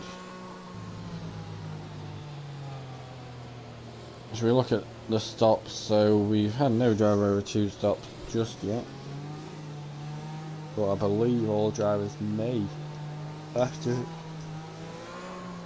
pit again. Obviously Richard Williams had a drive for a penalty early on in this race after the first safety car, and Joshua Diggles is going to serve his out. We're about to hit the 100th minute of stream, which means we are... what time is it after 100 minutes after? Oh, well, I can't do that maths. Probably like 10 past 8, 9, yeah, there we go, 10 past 9. And we're not even halfway through the race. Woo. So we hit the 100th minute, woo. And it's time, hopefully, to get going, because this is the final safety car we can have, so even if no more driver, even if we have one driver finish, that one driver will still have to complete all laps, just like planned, with no safety cars, no virtual safety cars, no red flags because they're not on the game. It must go in this lap. No, apparently not. Probably due to the fact of Sil not catching up yet. Which is no surprise. He was nearly 40 seconds behind the grid. He's now caught up, and it is announced it's in this lap, so Ross Milburn's really gonna back the grid up. Going really slowly now. Oh, he sets off quite early here. I expected him to wait until here. He might have done a little bit of a fake start to throw off Dylan behind. And throw off Dylan is what he's done. But again, he threw off everyone, to be fair. No one really reacted well to that. Especially, apart from Dan Davies, ooh, Richard Williams! Oh, we got caught on the curve in a situation where we couldn't go anywhere due to Dan Davies squeezing him. And that's just unlucky, and Josh Diggles for some reason hasn't served his drive through yet. Got 3 laps to do that.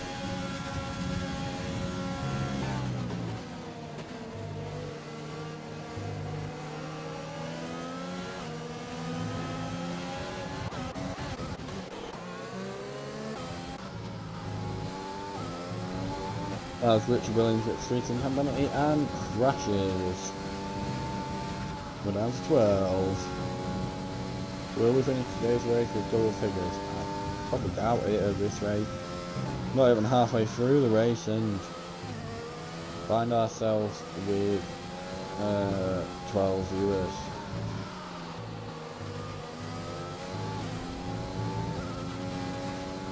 And Ross Milburn has got the fastest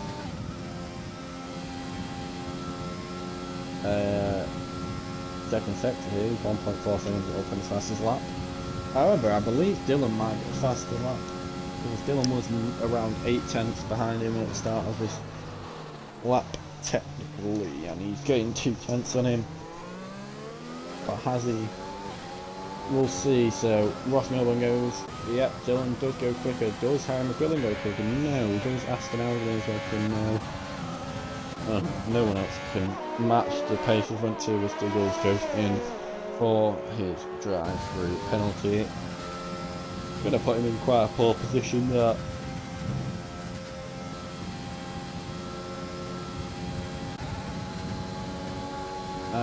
Dylan Clark seems to be catching up with Camel Straight, but not fast enough. As he veers to the right hand side and veers again to the left. He seems to be quick through the final sector compared to Ross.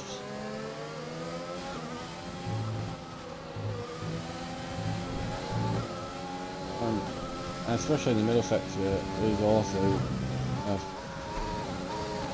factor, is that the right word? Yeah, I think that is. So, through here, Dylan gains quite a bit of time usually. He's lost quite a bit of time on this lap.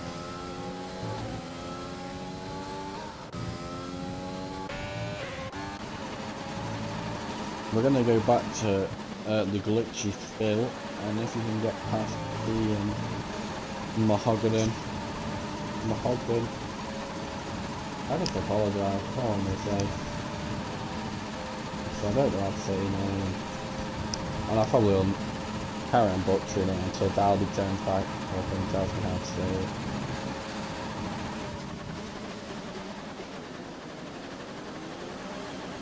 it. DRS is enabled. Could this give Dalby the opportunity to overtake the light he needs? His ERS situation looks pretty okay. Element slows during the race, hopefully. That means I can get a commentary partner. Let me send him an invite, because I'm getting a bit bored commentating alone. Hopefully this will give me the opportunity to have a partner in crime. Let me find him on my friends list. Elements, no. There he is. I've dropped him an invite. Hopefully we'll get him involved in the race as we're halfway through. Hello, Elements. Now, would you like to commentate with me? Please say yes.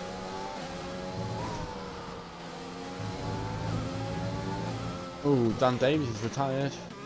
And it's a safety car. I thought there was only 5 allowed. Actually, that's in a 50% race. I am just being dumb. As we're now down to 11 drivers, not even halfway through the race. You there, Snow? Hello, mate. Hello. Yeah, I thought you just... What you say? I thought, I thought you just muted yourself and just watched the race. No, it's been a long race. It's been a very, very long race, and I'm just speaking when there is something happening. So what's happening? Well, Dan Davies is retired. Oh, damn. We're now down to 11 drivers, not even halfway through the race. Oh, shit. 1 lap 21. Diggles has had a drive through, Dylan Platt, and has overtaken Ross Milburn. Yeah, I don't know anyone here, so, Do you want me to run down the drivers' names for you? it doesn't make a difference. I'm not going to remember. I know Dylan. I'll give you... So, there's Aston, Kian, Phil, Liam, Dylan, Harry. You must know Harry. Harry? Harry McQuillan. Never heard of him. Ah, okay. There's Ross Milburn, Kean Cohen Shippers, Joshua Diggles, whoever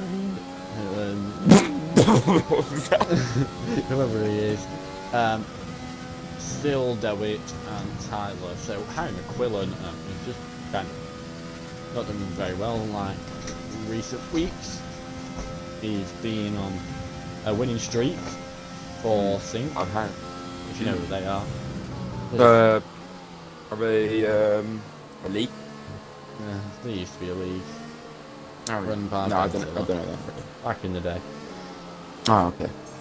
Back in the day. Anyway. So, first of all, how are you? Yeah, I'm alright, thank you.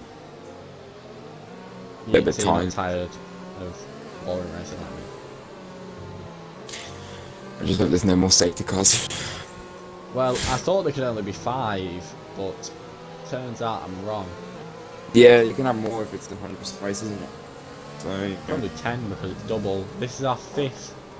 This is our 3rd actual safety car, and we've had 3 VSCs as well. Oh my god. And we've been streaming for 110 minutes nearly, and we're just about halfway through the race. So it's been a long one. We're enjoying it. Yeah, we'll go with that. So, Josh Diggles has had an interesting race so far. Josh Diggles, I've heard I heard he was struggling today in the car. He was feeling a bit overweight. He just had a disgusting steak, and Did you say he's feeling a bit overweight? yeah, so he sent me a picture of the steak he had and the cake he had for dessert, mate. Oh my god. Doesn't ask for thing. dessert, Diggles. Yeah, Probably why he gets the so many cake. time The cake was penalties. like, oh no. Probably lopsided the car. But oh my god, Diggle. 2 penalties, 3, 4. Yeah, but he's not feeling the best right now. I don't think he said. Well, I'll run you down why I'm commentating. Alex is making the use of the pub still being open. Alex? Who's Alex? Dalby. Oh yes, Dalby. Yeah, he's making use of pubs still being open, and he's going clubbing on the second turn last night before the. So he's currently at the pub. I don't know. I don't actually know where he's going. I don't blame him if he does good if he went to the pub. Yeah, he'll love himself. Going with all his Borehamwood friends. What? Do you know what a Borehamwood is? No. No. It's a football team. Oh yes, You of know- course. you know How did I not know football? that? No. Can you Maybe explain? football. That's in your native language, football. Is it soccer? Oh, no. Yes, it is soccer, I guess. Anyway, it's been lovely Back talking to to you, Clark. But I'm gonna go, mate. Well, it was enjoyable having you for a few minutes. I'm only joking. Oh, thank God.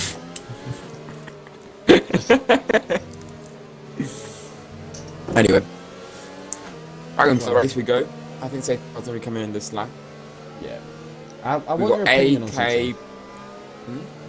Do you think the soft runners of Aston, Kean, Phil and Liam will be able to take it to the end? I don't think they will. No, they won't. No, However, I think everyone else on the grid will be able they can. to. Everyone else in the grid can go to the end, but those guys are gonna be struggling. Well, everyone but Josh. Josh will probably crash before the end. Like I said, Josh had a disgusting cake. How disgusting. That is even Josh? got me a little bit rousy, but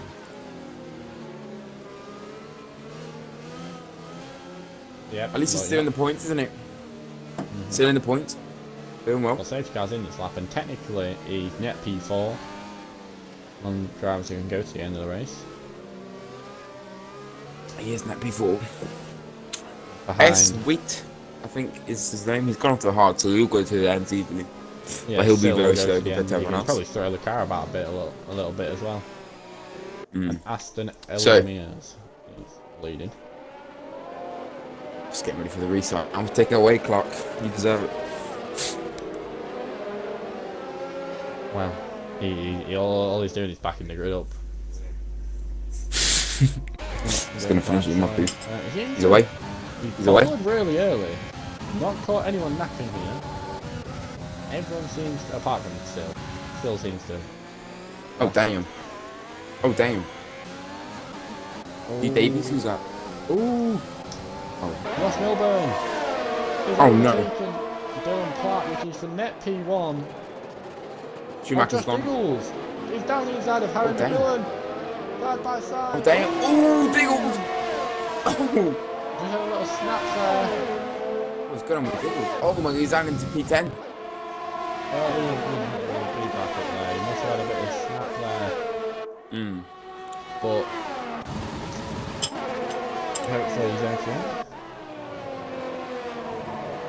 He's still going, he's still going. Well, I'll also run you up. I forgot to tell you about Celine being disqualified from the race. What? No. She got a puncture and for some reason just stopped moving her car. Babies. Wait. Serious? Yeah. It was parked in a dangerous location. Which was a 4-5. Unlucky for Celine, of course. Eagles gets another penalty. How many do you need in a 100% race to get disqualified? Is it the same? I think it's like 60. Because I've never seen him be disqualified in a 100% race, so it must be about 400 for the amount he gets. My guess is it's 60 seconds because in a 50% race it's 30. Somehow I used to be able to do it. I mean, we might find out in this race anyway, so we never know. But we probably I must say, the Mercedes driver is looking pretty quick. If he can get through the pack, and is it Dylan? Ross. If Dylan if Dylan doesn't get through the pack as quickly as Ross, I think that is, Ross could have this in the bag. Well, Diggles is in the pits for the 4th time this race. Yeah. And he's going to put some soft wing change. Probably the oddest decision I've ever seen him do. Maybe I'll take them to the end, to be fair. He could do, as P and K are going at it, the McLaren. Oh, actually, Ross gets into P4. You mean Phil and I'm just gonna say the first letter. I don't know. Okay, I'll just fill in for you then. Thank you. But Ross got past L, and it looks like it. Yep, and it looks like this is what he needed. He needed that break. He's nearly a second away from the racing point of Dylan, and let's see what Dylan can do here. As it looks like L got a very bad run out of the double left-hander. Is Dylan going to be able to make a move? He is. He locks up. Harry going to look now. It looks like Harry can't do anything with that. Yeah, he needs to make the move if he wants to keep up with these guys.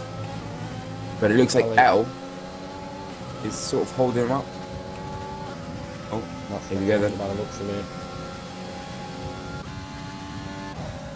By side, and good job, good move. Yeah, good move, but I think the person who's benefited from this the most is from Ross Milburn. Yeah, Ross. He had a 1 second gap at one point. And seems to me that Dylan has absolutely nailed the last few corners to get it a bit further, a bit closer, but he did run out the DRS on that lap though. He did run out the DRS, and I think Ross might get the McLaren driver here. Yeah, Ross is gonna get Phil, I imagine. Maybe even get Keane here because they're in close vicinity of each other. It's gonna be close. They've both got DRS. The McLaren is gonna go for a move on K, and they're gonna go side by side. McLaren down the inside. Is he gonna be able to make the move? It should be nice and easy. Oh, they make a little bit of contact. Oh, wing damage there. Oh, puncture. Puncture. He's got puncture. Oh my God, no way. He's gonna hold up Dylan Neal. Dylan hit the back of last week's tangle. Probably very happy that it's not happened again this week. Oh my God, he got a puncture from that. Wow. Yeah, the puncture seems to be quite regular, but Celine? Yeah, Celine got one. Oh, right. Well, I don't know what you said, Celine there. Yeah, Celine got a puncture, that's the reason. But Diggles is Mm. not far off points anymore. I mean, Diggles is going to be in the points by the end of this. This is just, this looks horrible for Phil, Mm. but less is looking horrible for Phil. Ross is now catching Kian. And look how much ERS Dylan's having to use to catch up to him. Yeah, he's at nothing, whereas Harry's got quite a bit behind him. Mm. I think as soon as Dylan gets into that DRS, he's just going to start saving a lot. And just stick behind him until he gets quite a lot of DRS to start pushing. Well, The thing is, Ross is really just needs keep to making get done. positions up. Can Ross get the move done on the 10 mile straight? The thing is, if he gets the move done here, it limits the overtaking opportunities for Dylan to get past Keenan until the next lap. To the next lap, yeah. Well, it's going to be an easy job unless Renault's got a hell of a drive. Oh my god, what's he doing? He's on the outside. Ross probably Oh, saw nice it and easy last time job. and thought, I'd rather do it than put myself here. Renault went for a little move there, but Ross just shut the door with him. And Ross has got 1.8 seconds to catch up to A.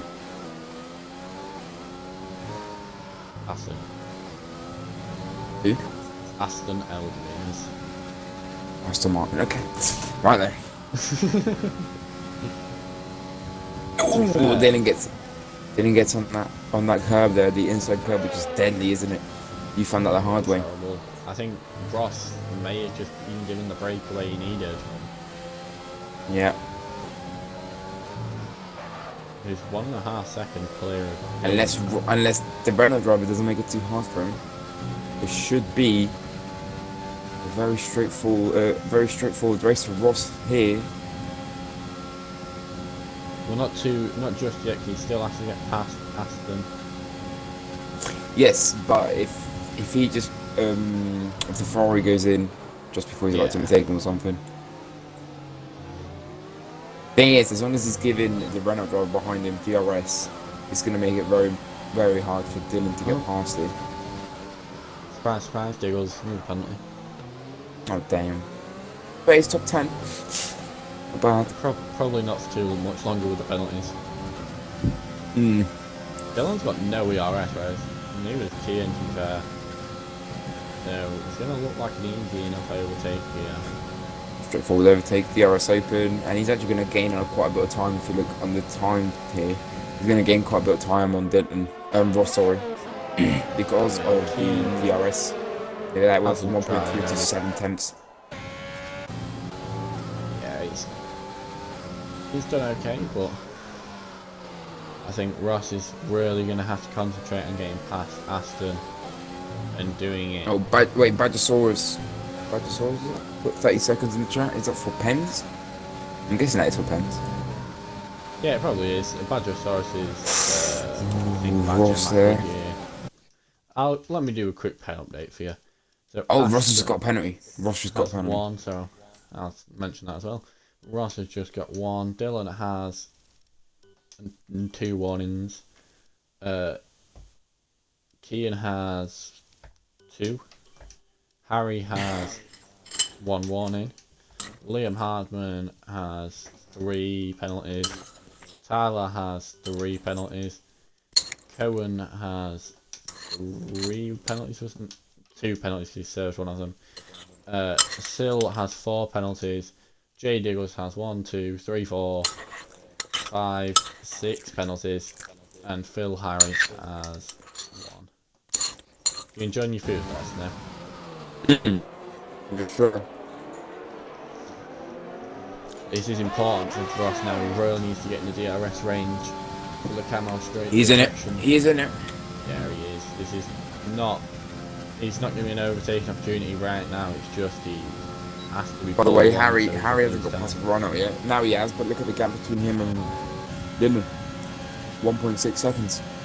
Yeah, however, no penalty at the moment may help Dylan and Harry at the moment because they're both penalty free.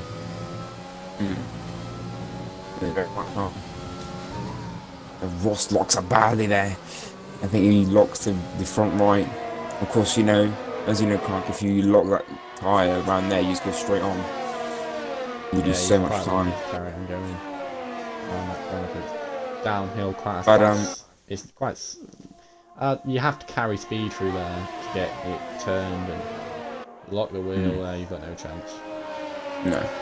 But it looks like Ferrari's doing actually pretty well to keep him behind, keep him at bay. Yeah, I don't know how much longer though. I think we'll get him in the next straight, but I he didn't don't think it'll be really this arrest. straight. I Wow. think it might be the Camel straight. Yeah, that's what I meant as well. The Big Daddy straight. Start finish straight isn't long enough really for an overtake. And there's not really any point, is there? Because as soon as you overtake him, he's just going to get you back. It's going to be Just finishing important off the if food. Dylan's quite close behind Ross. Mm. Ooh, Ross seems to have a much better overtake as Liam peels off into the pits. Elway's in.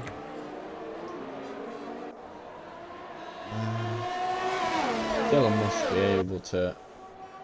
How much DRS is Dylan has? Ooh, yes, 9%.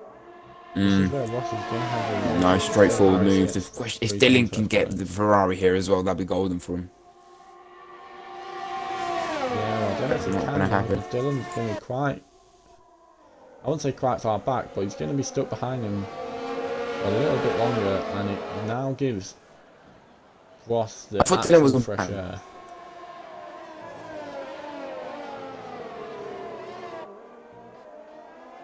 Are you Is that saying bad? something? I swear he was on pad. Ew. Dylan. No, I still believe Dylan's on wheel. I'm pretty sure Dylan's on wheel.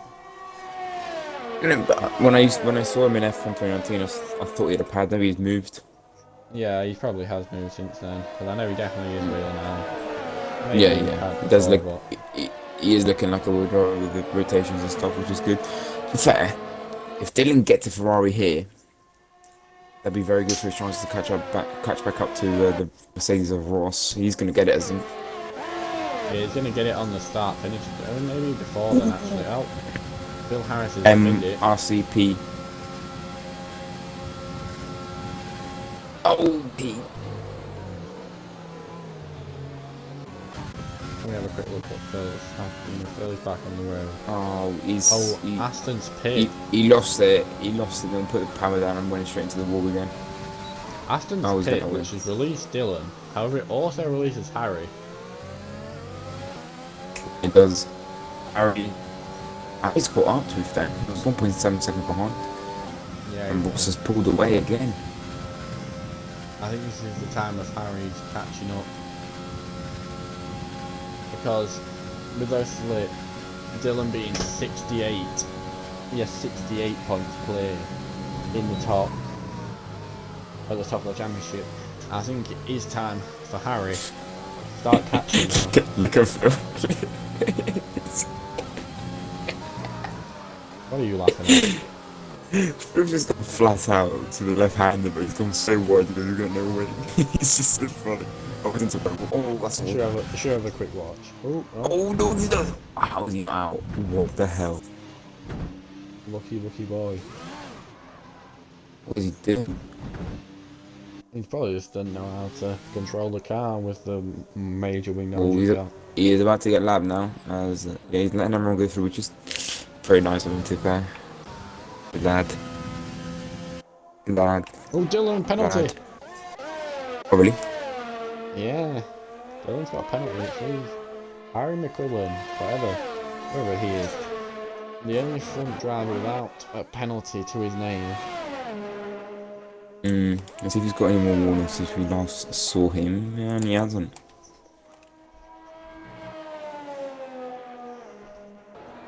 So Phil Harris just strolling his way back to the pits. Probably going to call it a night, actually. No, he won't. Oh! I don't think that was on purpose, to be fair. I think he's genuinely not being able to turn the car. They remind me of someone who's been their car on Sunday, but Yeah, we'll never know who.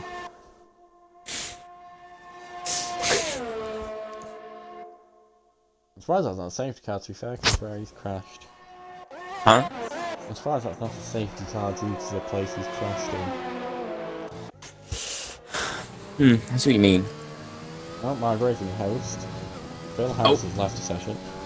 Let's hope that hasn't destroyed hopes of everything. S. Witt has left the session as well. Oh. Diggles is into P9. Yeah, probably. He'll probably still. He's actually. His penalties were taken that far back. He'll probably still end up in P19. I love the way you said P19 and not P20. Nah, we can't. You can't go behind Celine. She's been disqualified. Oh, she got. I thought you meant DNF. She's actually disqualified. Yeah, she's actually disqualified. She just didn't move.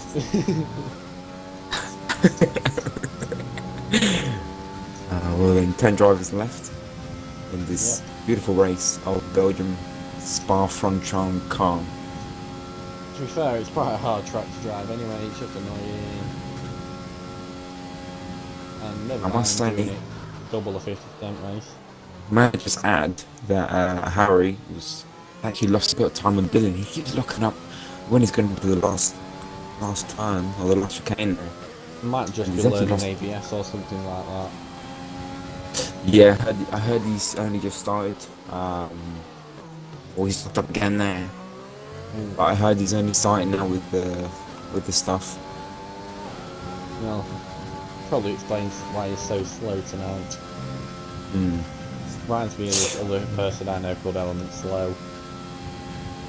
Yeah, I've heard of him. I think it's because he's in my clan, you know. I'm Element Snow, he's Element Slow, but Yeah, but I guess we'll never know as well. Same with the guy that crashed out in the pit. Yeah, well, that was Phil, not me. I never said it was you. Nope. You said it was you. Phil has disappeared again. Oh. It's like I never remember, mate. I think that's probably Phil's night because that's the third time I've had to invite him back. So we'll have one more opportunity. I mean, he still get points, won't he? Because he's done more than 50% of the race. Yeah, I actually think he's 95% in MRC, but he's trying to get back in, so that's fair play. I think it's 95% is the race you've got to complete, so no, not 5, not 50. So the fuck? Well, yeah, it's because in the other leagues I mean, you know, it's 50%. But it's a long race, so if you're just completing half, you may as well just join 50% league. But I just can't believe that P4 and P5 pitted at the same time as the top 3, and they're 13 seconds behind them. Yeah. And the guys that just pitted into new fresh slots, and now all over the back of them, well, when it's going to be the next couple of laps. The front 3 for a reason, very clearly. They've got the pace of this track, they're just showing it. I'm quite surprised you're not up there, to be fair, because I remember at the start of the game you feel pretty comfortable with your pace. I did race in MRC at the start of the season, you aren't wrong. I picked up, I think it was 10 points before departing for a while, and then I'm back but in a different role due to racing being pretty boring. Yes, of course. At least you're back. Yeah, I guess, at least I'm back. Hopefully we'll see a bit bigger return. Hopefully we'll see. Oh, is that Diggles? Oh, that is Diggles. Oh no. Does that surprise you that it's Diggles? How the hell did not get wind? This man. He's just reenacting the song "You Spin Me Right Round." Yeah, it looks. He thinks he's gone on roadblocks and doing some sort of game mode here, but Yeah, probably. He's probably just thinking he's on F1 on Roadwatch where you can do donuts. Probably need to advise him that he hasn't won the World Championship and he's not allowed to do donuts just yet. no. He might win at the end of the season. You never know. It's probably mathematically impossible by now. No, with that attitude, he's not. He is 150 points behind Dylan, I think, somewhere around that. But I think Diggles has got around 38 points. It's just come up with. It's just come up saying MRC P Harris. P Harris just got 5 seconds time, right? Well, And I think Ross is just pulling away a bit again. He behind. just keeps pulling away. Yeah, Ross seems to have this game race in the bag, but Harry, with his very interesting green helmet, seems to be catching Dylan Platt.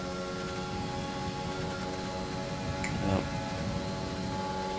I know someone called Platt, to be fair.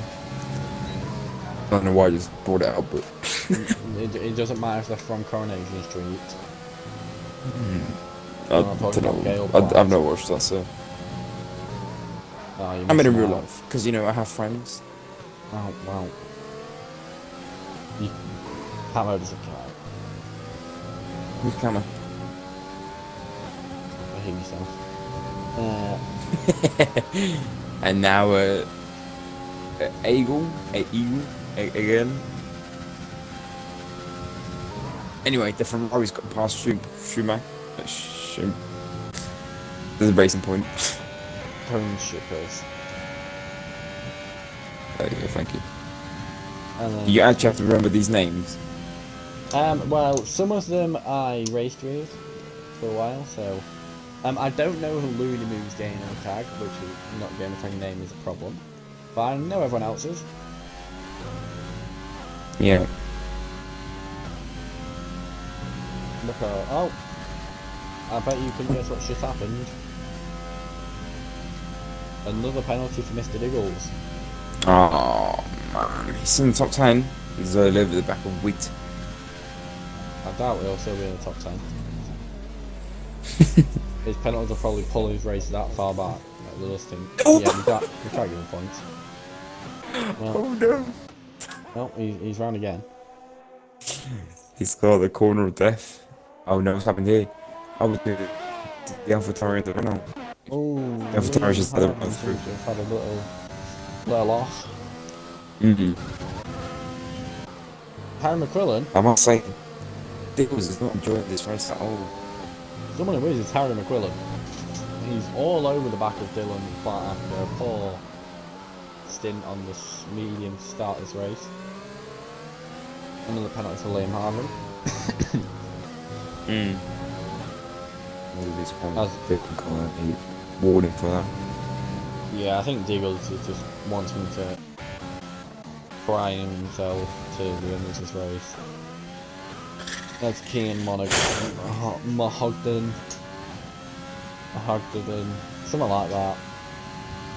I think for this league they should do so the top 3 have to start at the back all the time. Even if there's a safety car, just go to the back. Yeah, it would be interesting. Would be interesting. And then go from there. Then slightly unfair sometimes, but it is quite fun watching them go through the grid. However, it would give opportunities for other people, but I think what we need to look at is Harry McQuillan getting into the bus stop machine. Sides against overtaking, which I think is a clever idea. If I was him, As he will get the RS into the big daddy straight, which is what he needs. yeah, I'd stay behind here as well, even if he's got the opportunity to go down the inside, which he does. Ooh, I know what Dylan's. What are you laughing at? Dylan putting out the 5 lapper moves, you know. when you're in a 5 lapper, it's the last lap, and you just let him through. Oh yeah, well, He gets Dylan the has done RS. that. It's not exactly the stupidest thing I've ever seen, but he's absolutely perfected it. That is so good. I think the Dyslexic was going to stop on track and thought, well, we're not first and second, we're still going to catch up to Ross, aren't we? But he just went and just justified that he just goes straight on. Clever tactic. Funny how at any other corner, as soon as someone goes deep, you take the position in that corner. As soon as someone goes deep, you just don't want to overtake him. Yeah, you just kind of like, oh shit, I've stalled. Just gonna have to wait here for another 10 seconds. By the way, Dyslexic can't win this. Harry can't win this race right now. No, he can't. He has to gain. I think if he gets past Dylan, he may have a chance of getting his 4th win, or maybe even 5th. I don't know. 4th in a row. How do you know? I thought you didn't know. Just like I'm not dyslexic. Harry McQuillan. Feels like I'm watching the races, you know, with Dalby, enjoying him. Yeah. But I don't know who Cameron McQuillan is. You might know him as Ladyboy. No. We'll never know then. But I think Harry's Look probably got. again going into turn 1. There's no fly techniques this time. I No. think he's too far back to make the overtake, unless he's using the quote dad setup. What's that? I don't know. It seems to be just a very apparently it's this OP setup that Harry Dyslexic. McQuillan I mean, uses. Cameron McQuillan is gaining. But I think Dylan timed it perfectly there. He knew he wasn't going to get past. He knew he wasn't close enough. And he done it perfectly, I think. To be fair, they're both Both like a starting to hard. catch up to Ross in front, which is going to be a vital factor to. I think wins Ross's the race. tyres are now starting to fall away. He's been pushed out of all of them. He's pushing the most, and Yeah, I think you can Ross start to pushed see now. to create a gap. And that gap slowly getting brought down, which for Dylan isn't probably going to matter because I don't think they're going to catch that much. But I think for Harry McQuillan, if he can stay penalty-less, we could see him on the top stop of the podium for another race in a row. We could do. It would be enjoyable to see. By the way, do you do? Oh my god, did I just take fast? You'd love to see it.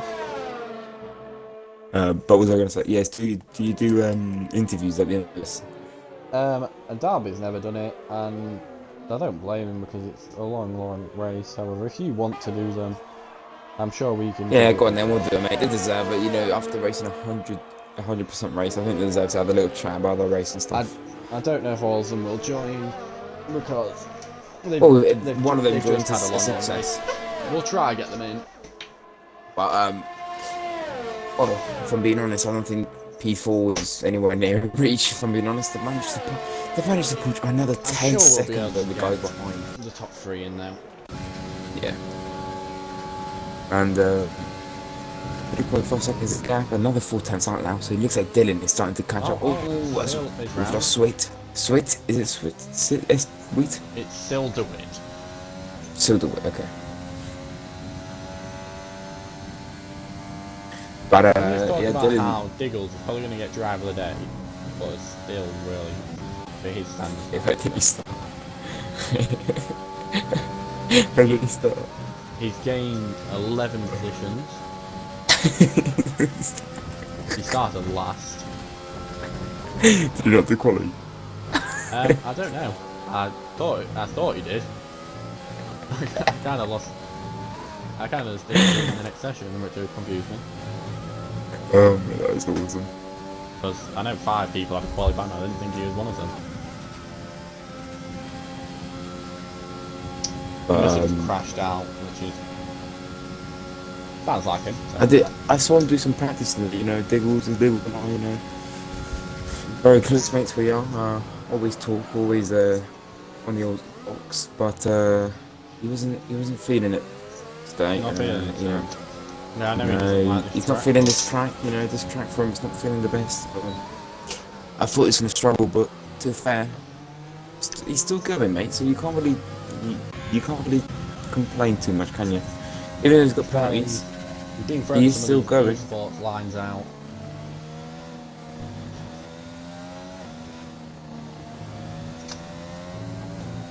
Yep, another 3 attempts on Ross there. The top 3. Oh, it's Dylan as the sexy. Oh, just like Harry McQuillan goes down the inside. Oh, Dylan just didn't fancy actually taking that corner and just straight line. As it looks like Dylan there. I mean, that's fair play to Dylan. He went off wide. He'd rather just go off straight and, you know, making more contact, getting down and get a puncture, you know. Yeah, so fair play to him.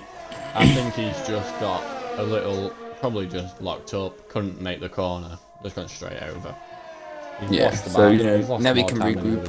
You can regroup now and go again. You know, you can think of it. You think about it. Maybe try and get a second, get a penalty. 4 laps to gain a second to win this race. Is it possible? I think the word yes comes to mind.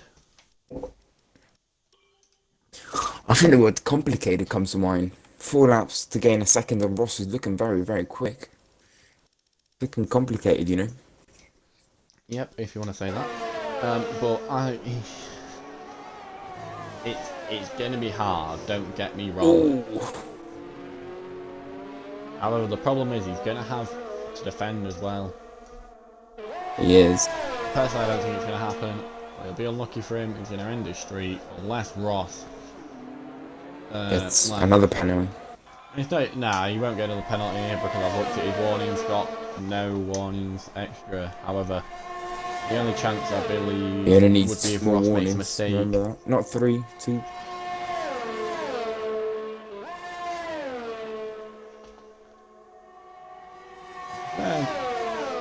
Ross is only 4 seconds now in front, but it's just Dylan is now right behind 3.9. Harry now. I think Harry I must have this. think Harry and Dylan are just gonna start battling, you know, enjoying the race, what's left of it, make a most of it, and Dylan should probably try push with Harry instead of battling him and then wait till the last lap to have his final push, save the ERS, save the fuel until the last lap where you can throw everything at him. What you're saying is let Harry do all the pushing, Yes, I'm using all the saying let ERS, Harry do the pushing, keeping just up with carry him. on just like a train killer with him, whale, get there. stalking his prey, not using any energy. It's looking very, very likely for Harry to win this race. It's 9/10 is what needs to be gained. 8/10. The Ferrari behind, by the way, it's 7/10. got Ross has a bit 4 more seconds, ERS, so you not know, much. not done too badly either. Well, I think that Harry must have made a mistake because he's lost by 8/10. Maybe. He locks up again going into turn 1. Dylan's gonna get a hell of a run here, 2 tenths behind. With the DRS as well, he's gonna get him into the straight. 33% ERS as well, Dylan saved up. So you know that is what you want to see. And the sexy commitment, we're gonna fight it. He's just gonna let Dylan go through, and there we go. Just DRS, and down the inside, and good move from Dylan.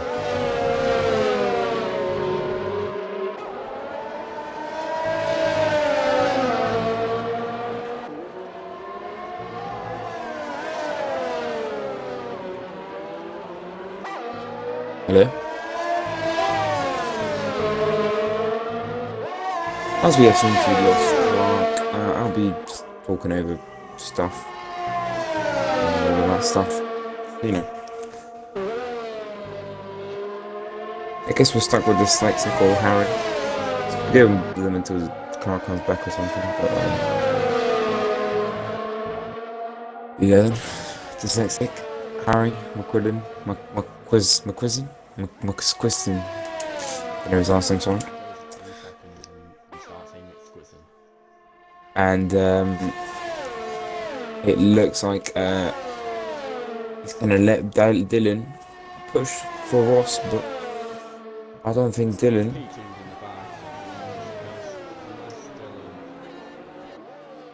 What?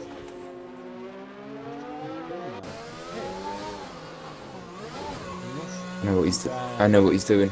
He just didn't take the fastest lap. He knew he couldn't get P2 anymore, P1 anymore. But I think the opportunity for Harry to win the race has now disappeared because he's so far behind. We'll watch. I think Dylan knew that because Dylan knew the says didn't have a penalty and Ross was far ahead.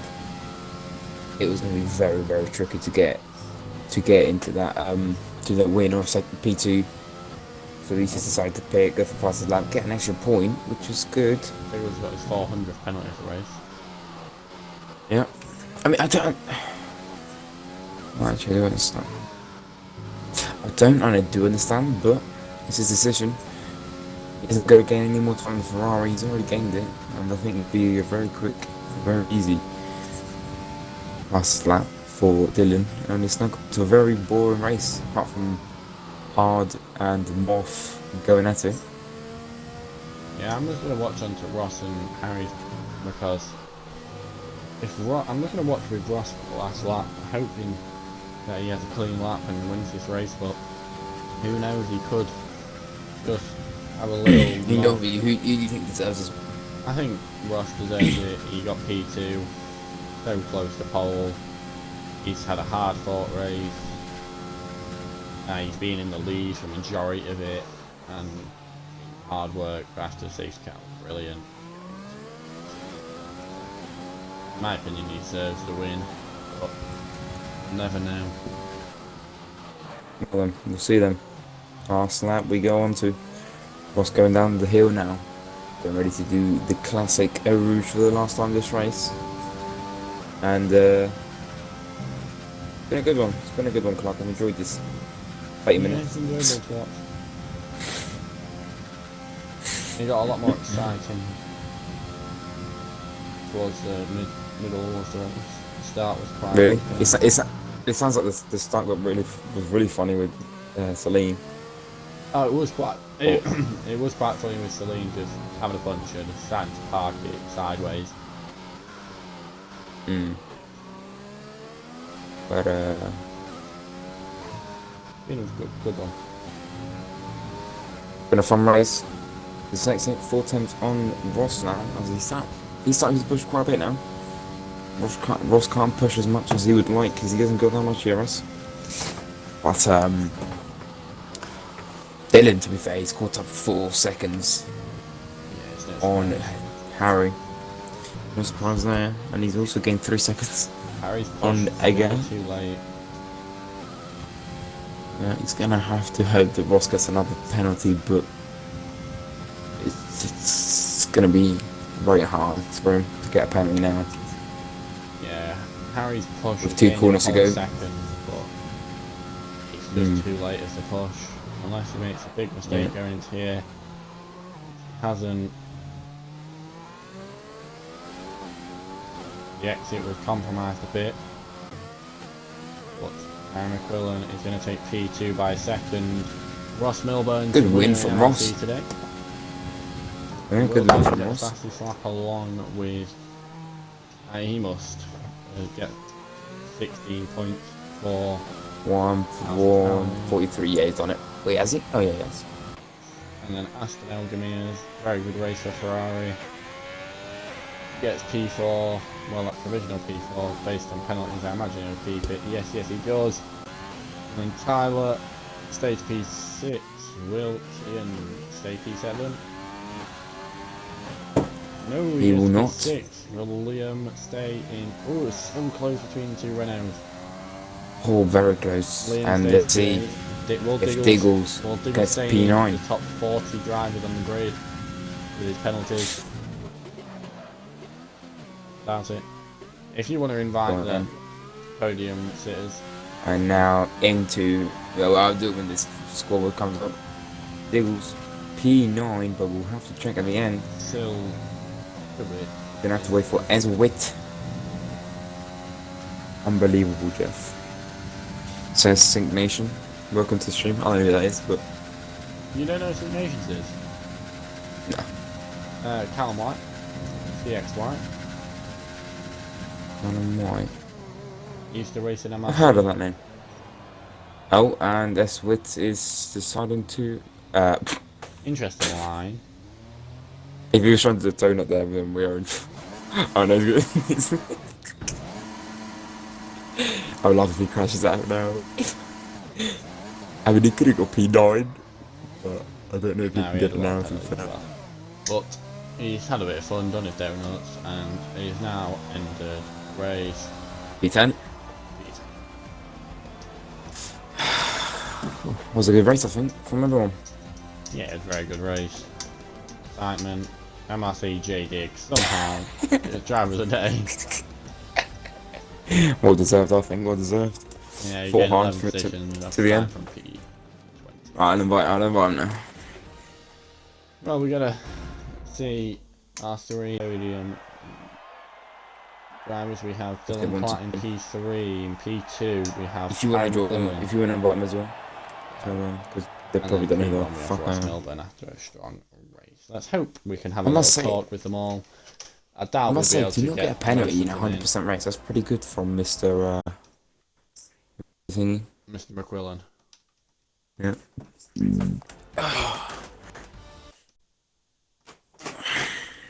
Oh, here we go. Dylan's here. Ross is here. And we're trying something new. Now there's new... Now, mate. Just have a bit of an interview. Connect your audio, please. Hello. Just tick the box in the party. Ross, Dylan and Harry. Thank you, Ross. Dylan, have you... Yeah. So you can start with P3 and P1 and I'll do P2 if you want. Okay then, so actually I'll do P3, you can do the other two because I don't really do all of it. But Dylan, we started P1 in qualifying. A couple of safety cars there, and the last safety car, Ross looked to got ahead of you there, and he got through the traffic nice and early, nice and quickly, and it looked like you just couldn't recover from that. It looked like you just couldn't catch him back up. How did it feel from your perspective of the race? Yeah. That race was really frustrating, but no, you can't really complain at third at the end of the day. Yeah, just a shame that track limits around there are just, in my opinion, far too. But Yeah.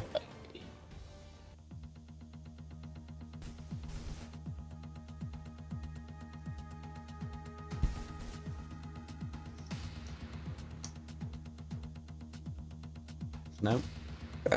Can anyone hear it? yeah, just He finished finished my speaking. answer. Oh, You right. went with You just said but, didn't you? Sorry, mate. But yeah, I mean, it was a good call from you, to be fair, to go for that fastest lap. I believe, well, I think you knew that you weren't going to get P2. Harry didn't get any penalties that race, and P1 looked very, very difficult. So I think from you going to the pits, getting that fastest lap done, I think it was a good call from you, mate, to get that extra point. Yeah, it's But, a bit of a long shot. That one, It Didn't was a have good call, mate. didn't have a fresh set of tyres, so just praying they didn't put me on the ones used in Q1 to Q2. Which, Oh, not bad though. I mean, at least you still got it. But congratulations there, mate. Not the P1 you were hoping after that great qualifying. I'm guessing Clark can tell me. But well done on P3 still in a 100% race around Belgium. Getting a podium is not bad at all. So well done tonight, bud. thank you. Well, Clark. on to P2 now. It's Harry. First of all, congratulations on P2, but must hurt after such a brilliant run recently to not be on the top step of the podium. How do you think it went today? I don't know. It just didn't really have the same race pace, and the heavier carb, so I just went for the no pens again. Yeah, P2. It was alright. Did you think the battle towards the end with Dylan compromised the chances of winning because obviously he was constantly battling, losing time to Ross? Do you think if No, I don't think I would have caught him, to be honest. Anyway, Ross was too quick in the race pace. I was just chilling at the we were just having a fun battle, me and Dylan. we're going to go back? I'm going to go quickly back to qualifying. What was the difference between you and Dylan, you and Ross again? Was it like 3,000th per second? I don't know. Something like that. It was really close. I don't know. I want to know if you could have gone quicker though, because you looked in the first two sessions that you looked like you probably could have beat Dylan, and then it looked a bit lackluster in the final. Yeah, it wasn't my best lap in the final quali, but it's still alright. Yeah, well, congratulations on P2. It gains more points on Dylan in the title fight. Obviously, it's a long stretch at the moment, but it's a long, long season. Hopefully, you can get back up there. Cheers. So, now we're on to Ross Milburn. Yeah, Won. we are. I'm sure he'll love me to mention that he's won today's race with COVID. So Yeah, I have. I'm technically still positive, so how do you feel? I don't after know today's how many race? people have done that in the world. What were you saying? Sorry? How do you think your race went today? Yeah, it was alright. Wasn't too bad. Yeah, I, as Snow was saying to Dylan, do you think it was vital getting through that traffic really quickly after the second safety car? Yeah. I think building the I think 2 second gap it was when I went past Aston to him. That was the crucial gap. Because otherwise Yeah. we would have just stayed in each other's slipstream, and then Harry would have been closer as well. So I think if we hit that gap, then Harry would have won. Yeah, with the penalty situation, it was getting quite nervy towards the end because at points he was catching you. But I think your pace overall today was brilliant, and you didn't look like you'd get caught at all. But the start of the race, did you enjoy the battle with Dylan for the first 10 laps around? Going back Yeah, and yeah, forth? it was good fun. Yeah, it was. I quite liked it. I did feel I'd made a bit of a naughty move. I won't lie, but Well, we didn't catch we'll all. accept. Yeah, it was only minor. We didn't catch all of them because I decided to watch Celine get disqualified, Diggle's spin round. No, I could just rattle as off, well. to be fair. But no, yeah, it was good. It was a good battle. I enjoyed it. Brilliant race on top of that. So congratulations to all the podium sitters, and great race today with 10 drivers finishing. Hopefully we'll see you all back for the next race, which I don't know what it is. What's after? Italy. Italy. Quite a nice track that. I quite like that track. So we'll see you in Italy, Monza. Goodbye.